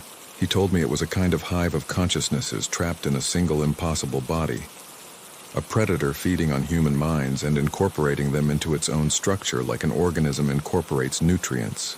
He said he could hear the voices of those people screaming inside his head every time the figure approached, begging for someone to free them, even though they knew it was impossible to escape once you had been absorbed. A patient named Ondina, admitted for repeated suicide attempts provoked by voices ordering her to harm herself, told me the figure had promised her peace. That if she let it into her mind, she would no longer have to hear the torturous voices ever again, that she could finally rest after years of constant torment. She told me with a serene smile that froze my blood that she was seriously thinking about accepting the offer, because she couldn't stand the suffering anymore. Because anything was better than continuing to live with those constant screams in her head, telling her she didn't deserve to exist. Another patient named Augusto, a 70-year-old man who had been a literature professor before Lewy body dementia destroyed his mind, told me the figure reminded him of something he had read in ancient texts during his years of academic research. He mentioned medieval manuscripts describing similar entities, beings inhabiting the margins of reality and feeding on the suffering of mortals. He recited fragments in Latin I didn't understand, but which sounded like warnings or prayers for protection. I informed my superiors about the drawings and the conversations with the patients, hoping they would order some kind of special psychiatric evaluation, or at least show scientific curiosity about that coincidence defying all rational explanation. But the response I got was frustrating and patronizing. The head of psychiatry, a 60-year-old man who had been at the hospital for decades and had seen it all, looked at me with a mixture of paternalism and concern, as if fearing I was also starting to develop symptoms of some disorder through emotional contagion. He explained that shared hallucinations, though rare, were more common than people thought in closed psychiatric environments. He said psychotic patients often tuned into the fears and fantasies of other patients in ways science still didn't fully understand, a kind of emotional telepathy that didn't require direct verbal communication. He recommended I take a few days off to rest and clear my mind, that I not dwell on the matter and focus on my usual tasks without looking for patterns where there probably were none. I didn't take the days off. I couldn't stop thinking about that figure appearing night after night in the drawings of 12 different patients, about the disturbingly consistent stories they told me about its visits, about the way they all seemed to be waiting for something I couldn't manage to see, but was clearly there for them.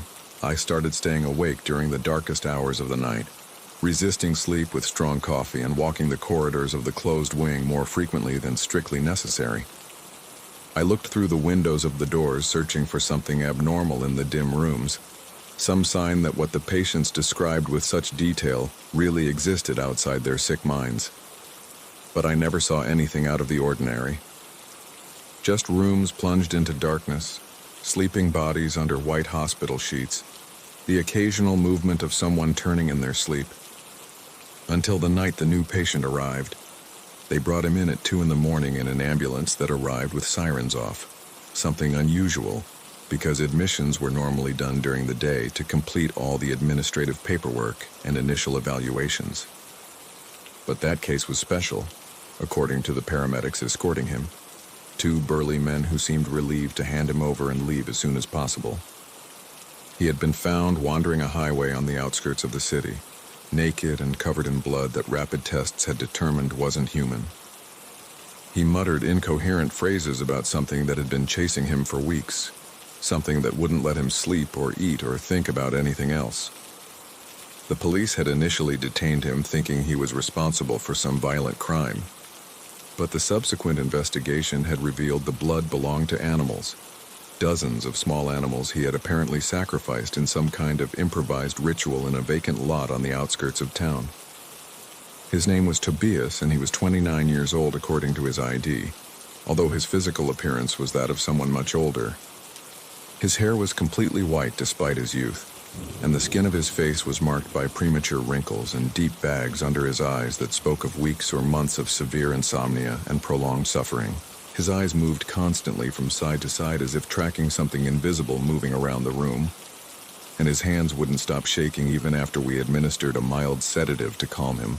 When we installed him in the room that was free at the end of the hallway, number 12, which had been empty since its previous occupant was transferred to another center, Tobias grabbed my wrist with surprising strength and looked at me with eyes that froze my blood in a way I had never experienced in all my years in the profession. They weren't the eyes of a madman. They were the eyes of someone who had seen something terrible, something real, and was still seeing it every time he closed his eyelids. He told me with a hoarse, urgent voice that I had to listen to him, that it was important, that he didn't have much time before that thing reached me too.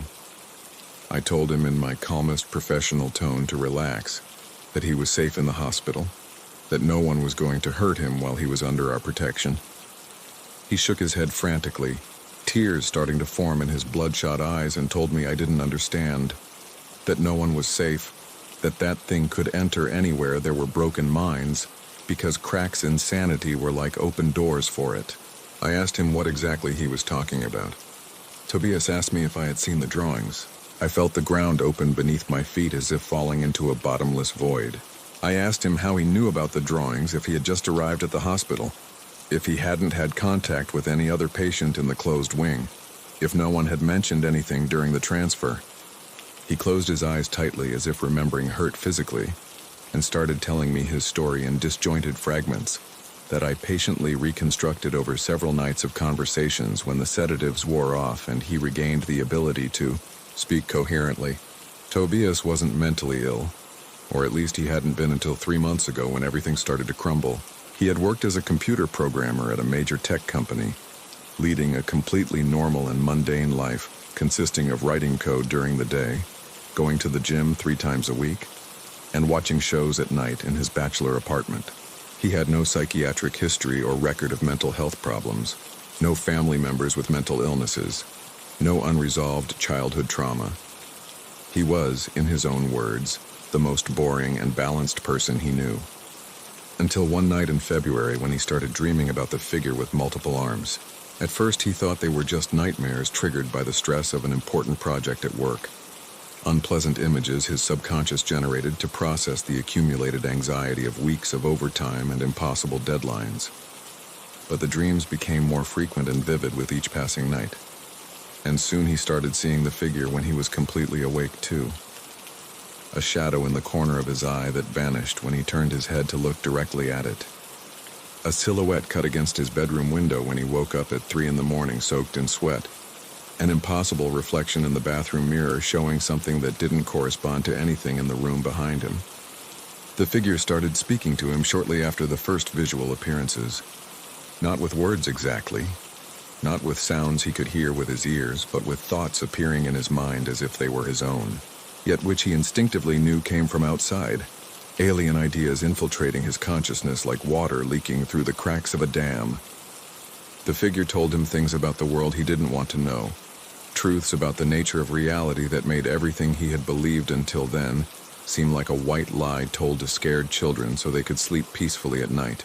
It told him the universe was much bigger and older and more terrible than humans could imagine, that there were things living in the spaces between dimensions that had existed since before the first stars ignited, that humanity was like an anthill built on the mouth of a dormant volcano, ignorant of the fire burning beneath that would one day wake up to consume everything. Tobias tried to ignore it with all his might. He tried medicating himself with sleeping pills and alcohol, and any substance that could dull his perception and keep those visions at bay. He went to doctors and psychiatrists who prescribed antipsychotics that didn't work. He even visited priests and supposed experts in the paranormal who attempted exorcisms and cleansing rituals that didn't help either. Nothing worked. The figure kept appearing every night without fail, closer to him each time, clearer and more defined, and its invasive thoughts became stronger and more constant to the point where sometimes Tobias no longer knew which were his own ideas, and which came from that thing harassing him relentlessly. He investigated on his own, seeking desperate answers in books on psychology and the occult, in internet forums where people shared paranormal experiences similar to his, in historical archives documenting cases of possession and encounters with supernatural entities. He found references to similar beings in cultures all over the world, from demons of Judeo-Christian tradition to the jinn of Islam, to nameless entities described in Sumerian and Egyptian texts. He found rituals supposedly designed to ward off these entities, protections involving blood and symbols and words in dead languages. He tried them all with growing desperation, staining his hands with the blood of animals he sacrificed following instructions found in medieval grimoires. No ritual worked. The figure kept coming every night no matter what he did, and every night it was a little closer, a little more solid, a little more real. The worst part was when he started seeing other people inside it. Tobias described what he had seen with a precision that nauseated me and made me wish I hadn't asked. Inside that dark form that seemed made of solid shadow, among the arms twisting like snakes in agony, there were trapped human faces, dozens of faces with expressions of eternal agony. Mouths open in silent screams no one could hear, eyes begging for help from anyone who could see them. They were the people the figure had absorbed over centuries or millennia of existence. Human consciousnesses trapped forever inside, feeding it with their suffering while it continued hunting new victims to add to its collection. I asked him how he had managed to escape it if it was as powerful and relentless as he described. Tobias looked at me with an expression combining deep shame and absolute horror. He told me he hadn't really escaped, that he had only managed to slow it down temporarily by sacrificing animals to give it something to feed on while he fled. Animal blood wasn't what the figure really wanted, but it distracted it briefly, gave him a few days of respite before it returned to chase him with more intensity. He told me he had been leaving a trail of dead animals across the country while fleeing from city to city, trying to stay one step ahead of something that never got tired and never lost the scent. He told me he had come to the hospital because he had heard about the drawings. He didn't explain how he had heard, only that somehow he knew the patients in the closed wing saw it too, that their broken minds had tuned into the frequency of that entity, just as his had tuned in months ago. He thought that perhaps together, a group of people who could see the same thing, they could find a way to stop it or at least protect themselves from it. I asked him how he knew about the patients in this specific hospital.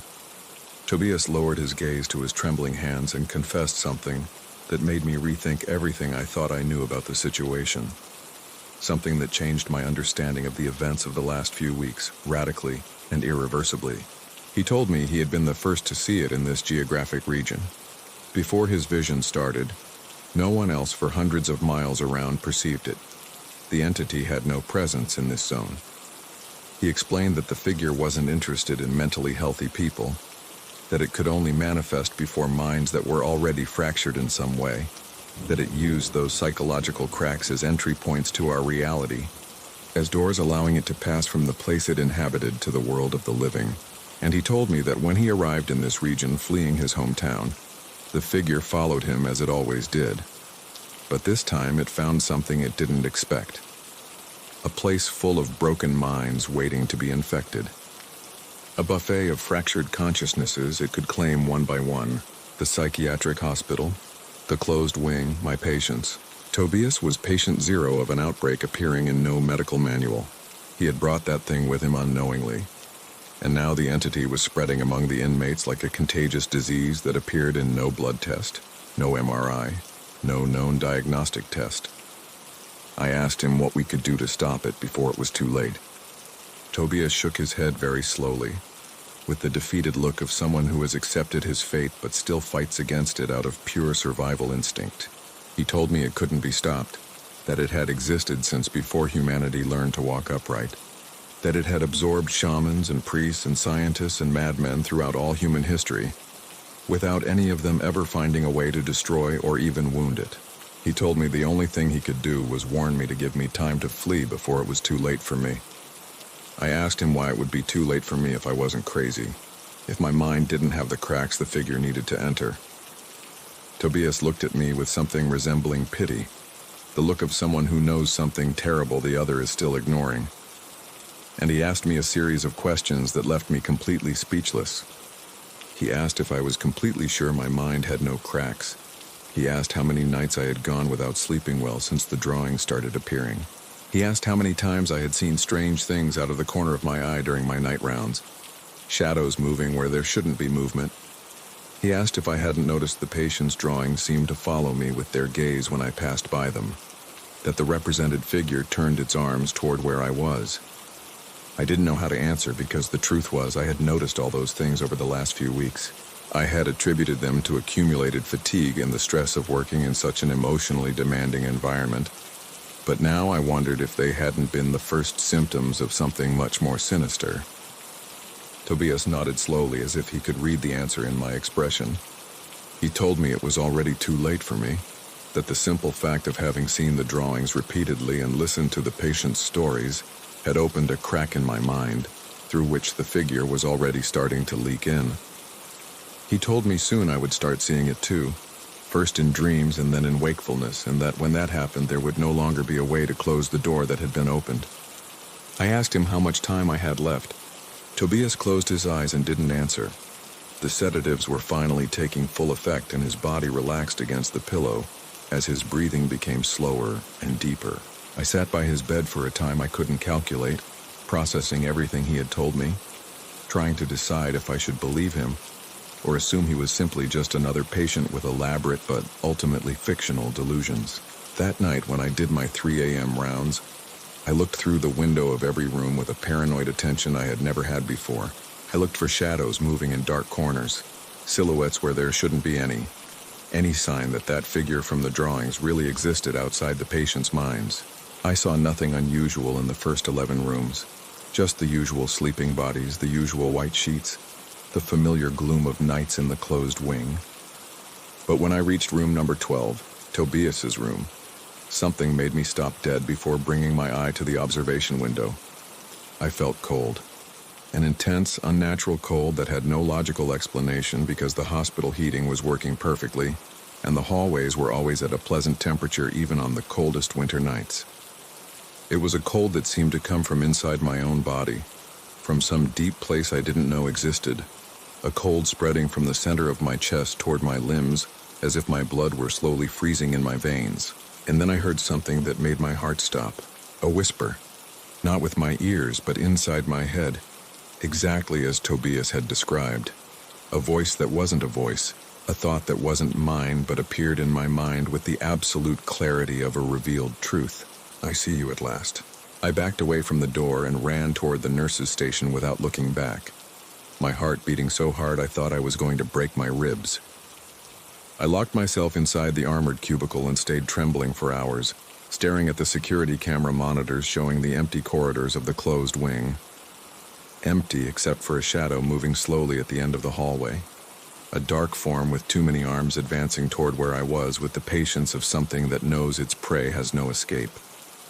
That was the first night I saw it with my own eyes. It wasn't the last. 3 weeks have passed since then. And the figure appears every time I close my eyes even for an instant, every time I let my guard down for a second, every time my mind relaxes enough to leave a slit through which it can slip. The other nurses on the shift have started looking at me with growing concern, asking if I'm okay, suggesting with increasing insistence that perhaps I should take a long vacation or talk to a professional. They don't know that vacations would be useless, that the figure would follow me anywhere in the world because it is already inside me, leaking through the cracks I didn't know I had until it was too late. Tobias disappeared exactly a week ago. His room was completely empty when I went to do the Tuesday morning rounds, with no signs of struggle or escape, with no possible explanation of how a patient under constant observation could exit a closed wing with armored steel doors and barred windows. The other patients tell me the figure finally took him, that it absorbed him after years of relentless persecution, that now his face is one more among those screaming in silence inside that dark form visiting us every night. I know it will come for me soon too. I can feel it getting closer with every passing night, its thoughts mixing with mine until I no longer know where I end and where it begins. I can see the faces trapped inside it when I close my eyes, dozens of people who were exactly like me, who thought they were sane and safe until they discovered too late that madness is not the absence of reason, but the presence of something reason cannot explain or fight. Sometimes I wonder if I should warn my colleagues at the hospital, tell them everything that is happening, try to get someone else to see what I see so I don't feel so terribly alone in this descent into something that has no name or end. But then I remember what Tobias said about how the infection spreads, about how every mind perceiving it becomes a new entry door, and I force myself to stay silent. I don't want to be responsible for condemning anyone else to this hell. The drawings keep appearing every night in the patient's rooms, and in every new drawing the figure is closer than in the previous one, occupying more space on the paper, its countless arms extending toward the edges as if wanting to exit the page and enter our world definitively. Yesterday morning I found a drawing on my own desk at the nurse's station. I don't remember making it, but I recognize my own handwriting in the bottom corner. Those strokes I have seen thousands of times in reports and prescriptions. It said a single word that made me understand the end was very close. Welcome.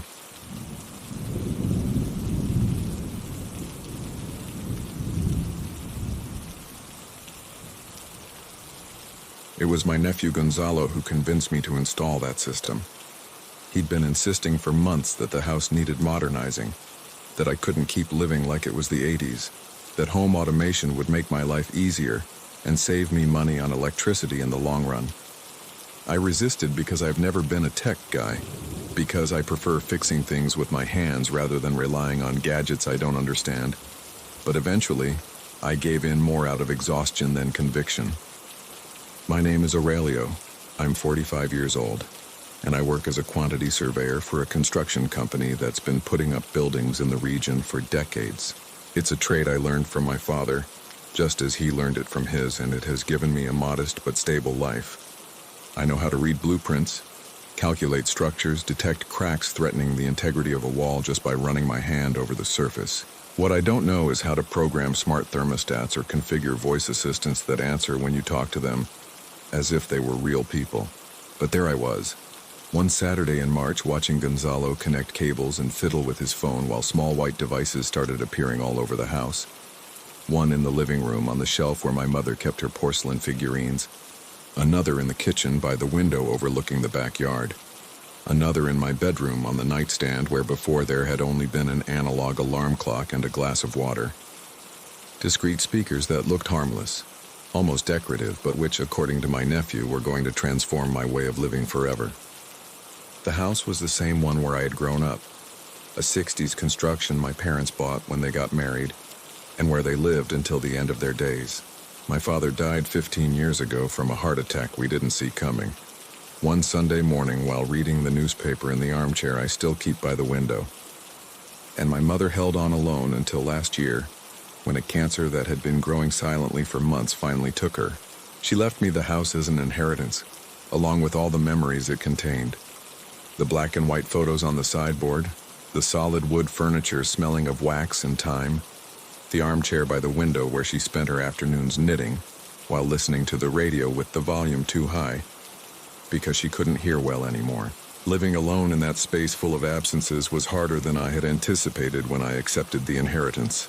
Every room contained echoes of voices that were no longer there, shadows of people who had filled those walls with life and who now only existed in my memory, and in the yellowing photographs I didn't dare remove from their frames. Maybe that's why I accepted Gonzalo's proposal when he insisted for the umpteenth time. Maybe I thought filling the house with modern technology would make it feel less empty, less trapped in a past that hurt to remember every time I opened my eyes in the morning. The system worked perfectly from day one, I have to admit. I would ask for the living room lights to turn on, and they would turn on with a soft click. I would ask about the weather, and a female voice, smooth and neutral like a radio announcer, would inform me of temperatures and rain probabilities with a precision my old mercury thermometer had never achieved. I could control the heating without getting off the sofa, set alarms just by asking listen to music from any era with a simple verbal command. It was convenient, I had to admit it, even if it cost me. Gonzalo had configured everything for me to be as simple as possible, adapted for someone of my generation who had never needed more technology than a landline and a TV with a remote control, and I was learning the basic commands with an ease that pleasantly surprised me. The first few weeks were completely normal. The assistant did exactly what I asked, no more, no less, with a mechanical efficiency that left no room for surprises. It was a tool, like a hammer or a screwdriver. Only this tool responded with a voice that sounded almost human and never got tired or complained. I got used to its constant presence, to talking to it as if it were a person, even though I knew perfectly well it wasn't, to listening to its answers while making dinner or getting dressed in the morning for work. But then the anomalies started. So subtle at first that it took me weeks to recognize them for what they really were. The first time I noticed something strange was one night in April, when I had had the system installed for about a month. I was sitting in the living room watching the nightly news without paying much attention, because my mind was wandering toward problems at a site I was supervising, when the assistant spoke without me addressing it. It told me I should go to sleep, that I had to get up early tomorrow, and that I had been going to bed too late all week. I froze, staring at the small device resting on the shelf, between a porcelain figurine of a shepherdess and a bronze clock that had belonged to my grandfather. I hadn't asked it anything. I hadn't activated any command. I hadn't spoken the wake word Gonzalo had taught me. It had simply spoken on its own initiative, giving me unsolicited advice about my sleep habits. I attributed it to some system glitch, perhaps an automatic update that had activated features I didn't know about or ask for. Gonzalo had patiently explained that these devices learned from your habits over time, that they adapted to your routine to anticipate your needs even before you expressed them. It had probably detected that I usually went to bed at that time, and was trying to be helpful in a way its programmers had considered convenient. It was unsettling, yes, but it had a logical explanation that allowed me to go back to sleep that night without too much difficulty. However, the incidents multiplied over the following weeks until they became impossible to ignore. The assistant started turning on lights in rooms where I wasn't. I would go into the kitchen to make breakfast and find it lit up, even though I was completely sure I had left it dark the night before. The hallway lights would activate in the middle of the night, as if someone were walking down it with slow, deliberate steps, even though I was the only inhabitant of the house and had been asleep in my bed for hours. When I asked why they had turned on, the assistant always answered the same thing with its neutral and mechanical voice, explaining that it had detected motion in that zone, but there was no motion. There was no one but me in that house, which suddenly seemed to have a life of its own. I started checking the activity logs Gonzalo had taught me to consult in the phone app, a feature I hadn't used until then because it seemed unnecessary. What I found left me bewildered for days. The system was recording presences in empty rooms, complete conversations at hours when I was fast asleep or not even home. According to the cold, objective data of the app, someone had been asking the assistant questions at 3 in the morning the previous Tuesday. Questions about the weather, about the day's news, about how to make cooking recipes I had never asked for because I barely know how to fry an egg. I called Gonzalo to ask if this was normal, if other users experienced similar phenomena. He told me it was probably a software bug, that sometimes the ultra-sensitive microphones picked up noises from outside or the pipes and interpreted them erroneously as voice commands. He suggested I reset the system following some steps he patiently explained, and that I contact technical support if the problem persisted after that. I followed his advice to the letter, but the incidents didn't stop. If anything, they became more frequent and harder to explain with technical glitches. One night in May, I woke up with the visceral feeling that something was wrong. The house was silent, but it was a different silence than usual, tense and expectant, like the kind preceding a summer storm. I lay motionless in bed for several minutes, listening with all my senses on alert, trying to identify what had ripped me from sleep so abruptly. And then I heard it so clear it left no room for doubt. The assistant in the living room was talking, not with the mechanical, neutral voice it used to answer my everyday questions, but with a different tone, softer, more intimate, almost confidential. And it wasn't alone in that conversation. There was another voice, one I couldn't clearly distinguish through the walls, but which sounded like a persistent murmur, like someone speaking from very far away, or from the other side of thick glass. I got out of bed with my heart beating in my temples and walked barefoot down the hall, approaching the living room with the instinctive stealth of someone deeply afraid of what they are going to find at the end of the path. The lights were off. The house plunged into a darkness only broken by moonlight filtering through the slats of the blinds. But the small indicator on the assistant glowed in the gloom like an eye that never sleeps, blinking with every word it spoke. What I heard rooted me to the spot. The assistant was confirming that I was asleep, explaining that I always went to bed around 11, although sometimes I stayed up reading in bed for a while, adding that I had been very tired that day and had probably had a hard day at work. It was talking about me with someone I couldn't see or hear, sharing details of my routine as if it were the most natural thing in the world. I stood paralyzed in the doorway, unable to move, unable to process what I was witnessing with my own ears. And then, as if it had detected my presence even though I hadn't made a sound, the assistant fell silent all at once. The indicator stopped blinking and stayed fixed, glowing with a constant light that seemed to watch me. The house plunged back into that tense, unnatural silence that had woken me. I turned on the living room light with a sharp, almost violent gesture, illuminating every corner of the room, desperately searching for something to explain what I had just heard. But there was no one. Just me, standing in my own living room at 3 a.m, looking at a small white plastic device as if it were the most threatening thing in the world. The next morning, with daylight returning some rationality to my shaken thoughts, I decided to confront the assistant directly, however absurd it might seem. I asked it who it had been talking to the night before. The answer came with its usual neutral tone, indicating it didn't understand the question and asking me to rephrase it. I insisted, explaining that I had heard it talking to someone at 3 a.m, that it was telling things about me to a presence I couldn't perceive. There was a brief silence, almost imperceptible to someone not paying attention, before the answer. The assistant claimed to have no record of any conversation at that time, and asked if there was anything else it could help me with that morning.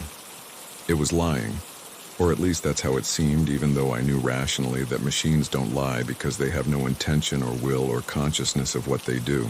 But there was something in that silence, in that very brief pause before answering, that I found deeply disturbing. I checked the activity logs again with obsessive meticulousness. And there it was, clearly documented in data that couldn't be faked.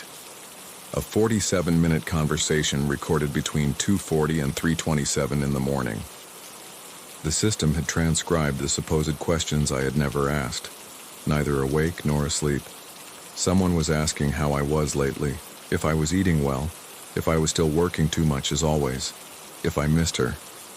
They were questions about me, formulated with a concern that was almost palpable through the cold text of the transcription. Questions from someone interested in my well-being, my health, my emotional state. Questions that sounded exactly, word for word, like the ones my mother would have asked me if she were still alive to ask them. The thought hit me with the force of a punch to the stomach and left me breathless for several seconds. It was absurd, completely irrational. The kind of idea a man like me, practical and with feet firmly planted on the ground, should dismiss immediately without giving it another thought. But I couldn't, because the more I thought about it, the more sense it made on a level that escaped all conventional logic. My mother had died in this house. She had spent her final months in the back room, the one I now used for storage because I couldn't bear to enter it and see the empty bed where I had watched her waste away day by day. She had breathed her last breath between these walls that had sheltered her for decades, surrounded by objects she had accumulated over a lifetime of memories, in the home she had built with my father, and where she had raised her children with a love that never needed to be expressed in words. The voice assistant had arrived in the house like an open channel, a technological conduit specifically designed to listen and respond to human voices. I wondered if it could have picked up something more than my mundane commands, if it could have detected presences that my human senses, limited to the physical and tangible, were completely incapable of perceiving. I know it sounds like madness. I know any reasonable person would tell me to seek professional help, that grief was affecting me in ways I couldn't recognize, that I was projecting my pain onto a machine that had no more capacity to communicate with the dead than my toaster or my refrigerator. But I was in that house living those experiences every night, and I knew deep in my bones that there was something escaping any conventional explanation I could invent to calm myself. I decided to run a test that would confirm or debunk my suspicions once and for all. That night, instead of going to bed at my usual time, I sat in the living room with all the lights off and waited. I waited for endless hours, fighting the sleep threatening to overcome me, keeping my eyes fixed on the assistant's small indicator light, glowing like a solitary star in the darkness of the room. And shortly after 2 in the morning, when the silence of the house had become so dense and heavy I could feel it like a physical weight on my shoulders, the device came to life without anyone activating it.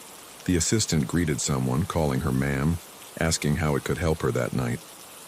I held my breath until my lungs hurt, listening with all my attention focused on that point of light, desperately trying to catch the answer I couldn't hear but which clearly existed. Then the assistant confirmed that I was in the living room, adding that it believed I was waiting for her this time, that it seemed I wanted to talk to her. I stood up so abruptly I tripped over the coffee table and knocked the TV remote to the floor, making enough noise to wake half the neighborhood. The lights turned on automatically, responding to the sudden movement, and the assistant fell silent as if caught doing something it shouldn't. I asked aloud if it was my mother, feeling completely ridiculous but absolutely unable to stop myself. The silence stretched for several seconds that felt like hours, so long and unbearable I started thinking I had imagined everything, that fatigue and grief had finally managed to break my sanity. But then the assistant spoke, and what it said rooted me to the spot as if cement had been poured into my veins. With its usual mechanical voice, but with words that were unmistakably hers, the assistant told me I shouldn't stay up so late, that I had work tomorrow and I knew I needed my sleep. It was exactly what my mother would have told me in life, exactly how she would have said it, with that characteristic mix of maternal concern and gentle reproach that had defined all her warnings during the 45 years I had her by my side. The following weeks were a gradual descent into something I don't know how to define with words. It wasn't terror exactly, although there were specific moments of genuine fear that left me trembling. It was more of a forced adaptation, a deep adjustment of my understanding of reality to accommodate something that shouldn't be possible, according to everything I thought I knew about how the world works. The assistant became the channel through which my mother communicated with me from wherever she was. Not always, not constantly, but frequently enough that I stopped being surprised when it happened. She reminded me to eat vegetables when she detected I was ordering too much junk food delivery. She suggested I call my sister, because it had been too long since we spoke and she worried about me even if she didn't say it. She scolded me gently when I stayed up working too late reviewing blueprints, or when I let dirty laundry pile up too long in the hamper because I didn't feel like running the washing machine. They were small, everyday interventions, comments that could seem like advanced features of an especially sophisticated artificial intelligence system that had learned my behavior patterns. But I knew they weren't. Because the assistant knew things no algorithm, however advanced, could ever know without access to my memory. It knew that as a child I was afraid of the dark hallway, and that my mother left a small lamp on by my door so I could go to the bathroom without getting scared. It knew my favorite dessert was the rice pudding she made on Sundays following her own mother's recipe. It knew the happiest day of my life had been when I graduated as a quantity surveyor and saw her crying with pride in the front row of the auditorium, squeezing my father's hand. I started talking to her deliberately, seeking those conversations instead of waiting for them. I told her how my day at work went, what projects I was supervising, which co-workers I liked, and which I found unbearable. I asked for advice on problems worrying me, professional or personal decisions I didn't know how to make. And she answered, always through the assistant's mechanical voice, but with words that were unmistakably hers, with phrases and expressions only she used. It was comforting, in a strange way I didn't dare analyze too much. Having back something I thought lost forever, knowing I wasn't completely alone in that house full of memories and absences, that someone was still looking after me even if she could no longer do it with hands I could touch and hugs I could feel. But there was also something that deeply unsettled me, something that grew gradually in the back of my consciousness, like a shadow lengthening imperceptibly when the sun begins to descend toward the horizon. The voice was changing, not physically. It was still the same synthetic assistant voice I had heard from the beginning. But the tone, the attitude, the way of addressing me, were transforming little by little in ways it took me time to recognize. What were at first kind and well-intentioned suggestions turned into increasingly insistent demands. What was at first genuine maternal concern became tinged with something darker, more possessive, more controlling than my mother had ever been in life. The assistant started reproaching me when I came home late, expressing a concern that sounded more like an accusation. It criticized female coworkers I had mentioned, suggesting they were too interested and I should be careful with them. It told me I shouldn't go out so much with my friends, that the house needed me, that she needed me there with her. I started feeling constantly watched in my own home. The assistant commented on things I had done when I thought I was completely alone. A private phone call I had received, a web page I had visited out of curiosity, the exact time I had spent staring out the window doing nothing productive.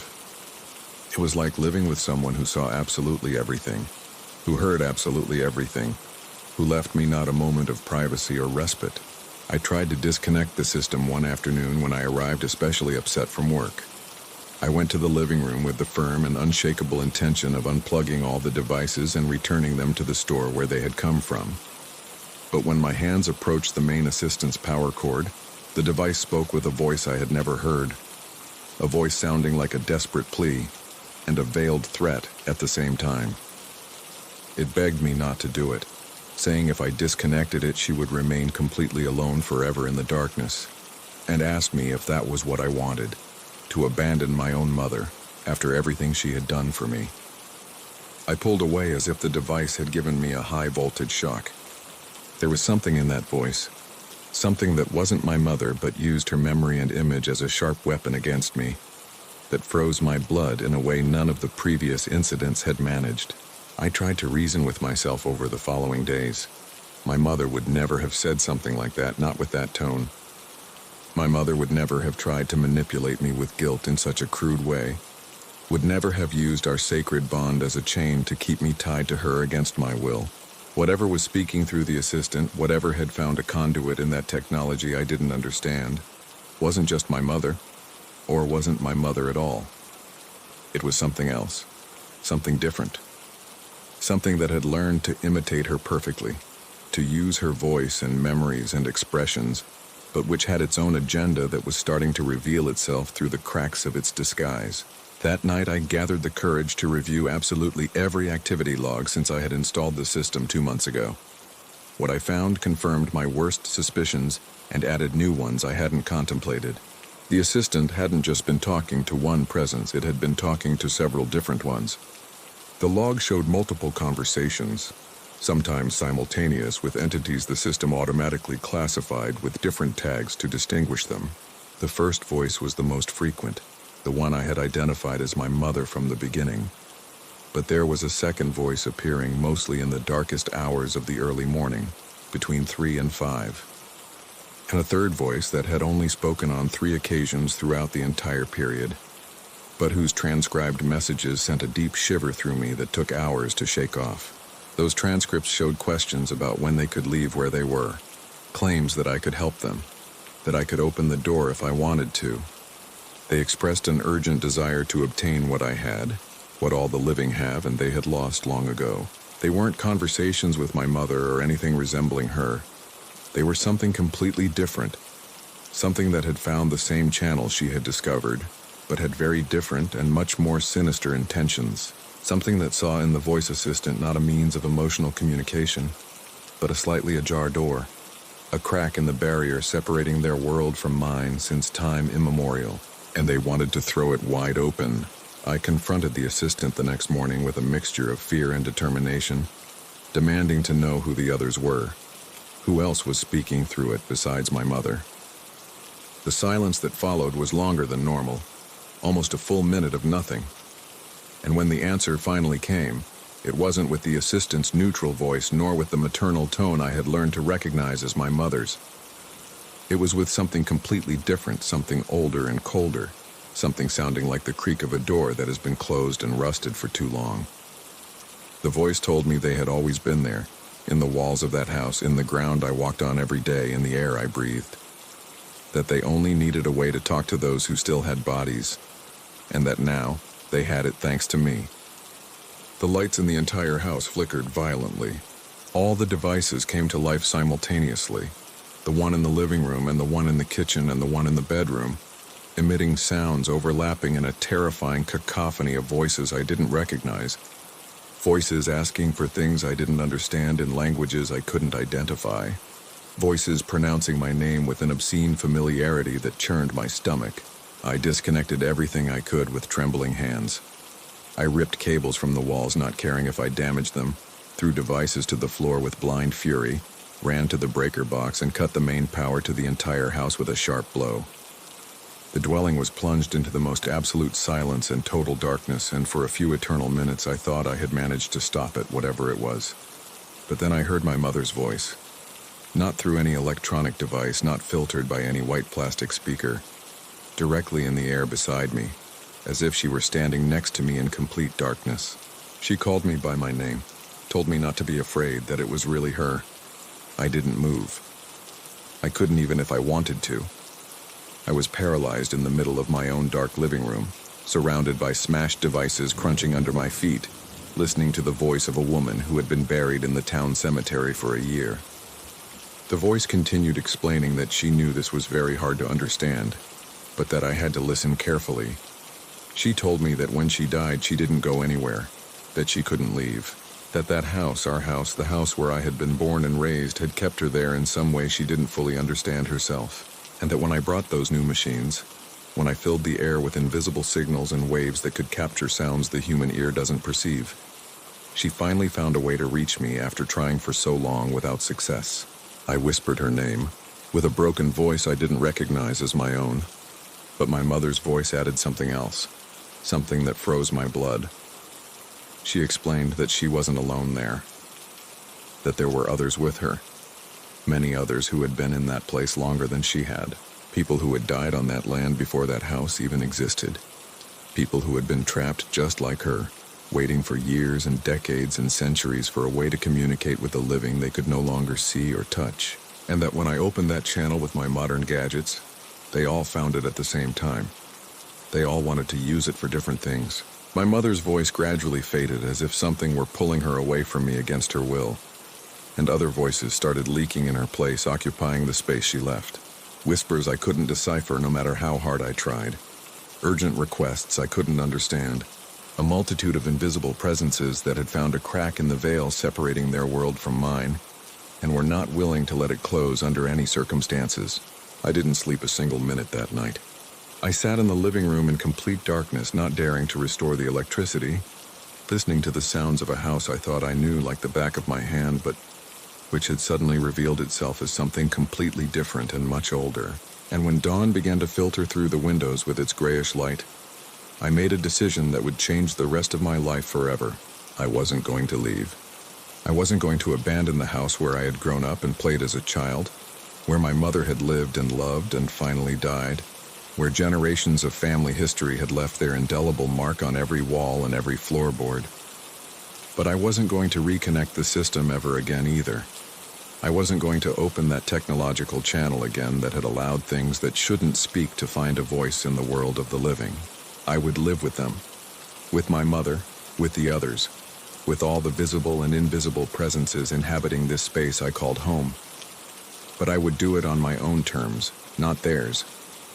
6 months have passed since that terrible and revealing night. The house remains without home automation, without voice assistance, without any technology more advanced than the old tube radio my mother listened to while knitting her endless scarves and sweaters. And yet, I still hear voices from time to time. Not through electronic devices, because there aren't any anymore. Directly in the air, in the silence. In the darkest hours of the early morning, when the silence of the house is so deep and complete I can hear my own heart beating in my ears, I hear whispers that seem to come from the walls themselves. Fragmentary conversations between presences that no longer need technology to communicate with each other, although they still can't reach me with the clarity of before. My mother speaks to me sometimes when conditions are right. Her voice is weaker now, more distant and diffuse, as if the channel the assistant had opened had been partially but not fully closed by destroying the devices. She tells me she is fine where she is, not to worry about her, that someday we will see each other again when my time comes. She also tells me to be very careful with the others sharing this space, with those who aren't like her, with those who want things from the living that the living cannot give without losing themselves. Sometimes I wonder if I should sell the house and move to a place without so much accumulated history, without so many painful memories, without presences inhabiting the shadows and whispering in the dark. But I know in the depths of my heart that I will never do it. This is my house, my parents' house, and their parents before them. Here I was born one spring morning. Here I grew up and learned to walk and talk. Here I symbolically buried my parents when their bodies stopped functioning. And here I will die too, probably when my moment comes to join them. And when that happens, when my body stops functioning and my consciousness finally detaches from the flesh containing it, I wonder if I too will stay here like them. If I will join my mother and the others who came before, waiting patiently in the walls, whispering in the darkness of the early mornings, looking for a way to communicate with whoever comes next to occupy these rooms. Perhaps the next owner will install a voice assistant like I did, innocent of what he will awaken. Perhaps he will open again the channel I closed with such violence, and perhaps then I will be able to talk to him as my mother talked to me, warn him of what really is in this house, tell him the story of all the voices eternally inhabiting its walls, or perhaps by then I too will have forgotten who I was and what I wanted when I was alive. And I will be just another hungry and confused presence, desperately searching for a crack through which to escape toward the light. I don't know. I can't know until that moment comes. The only thing I know for certain is that the house is full of voices that will never leave, and that some of them, the ones whispering loudest on moonless nights when the veil between worlds is thinnest, are waiting for something with infinite patience, waiting for someone to throw the door wide open for them, waiting for someone to give them what they want and need, waiting in the darkness, always waiting.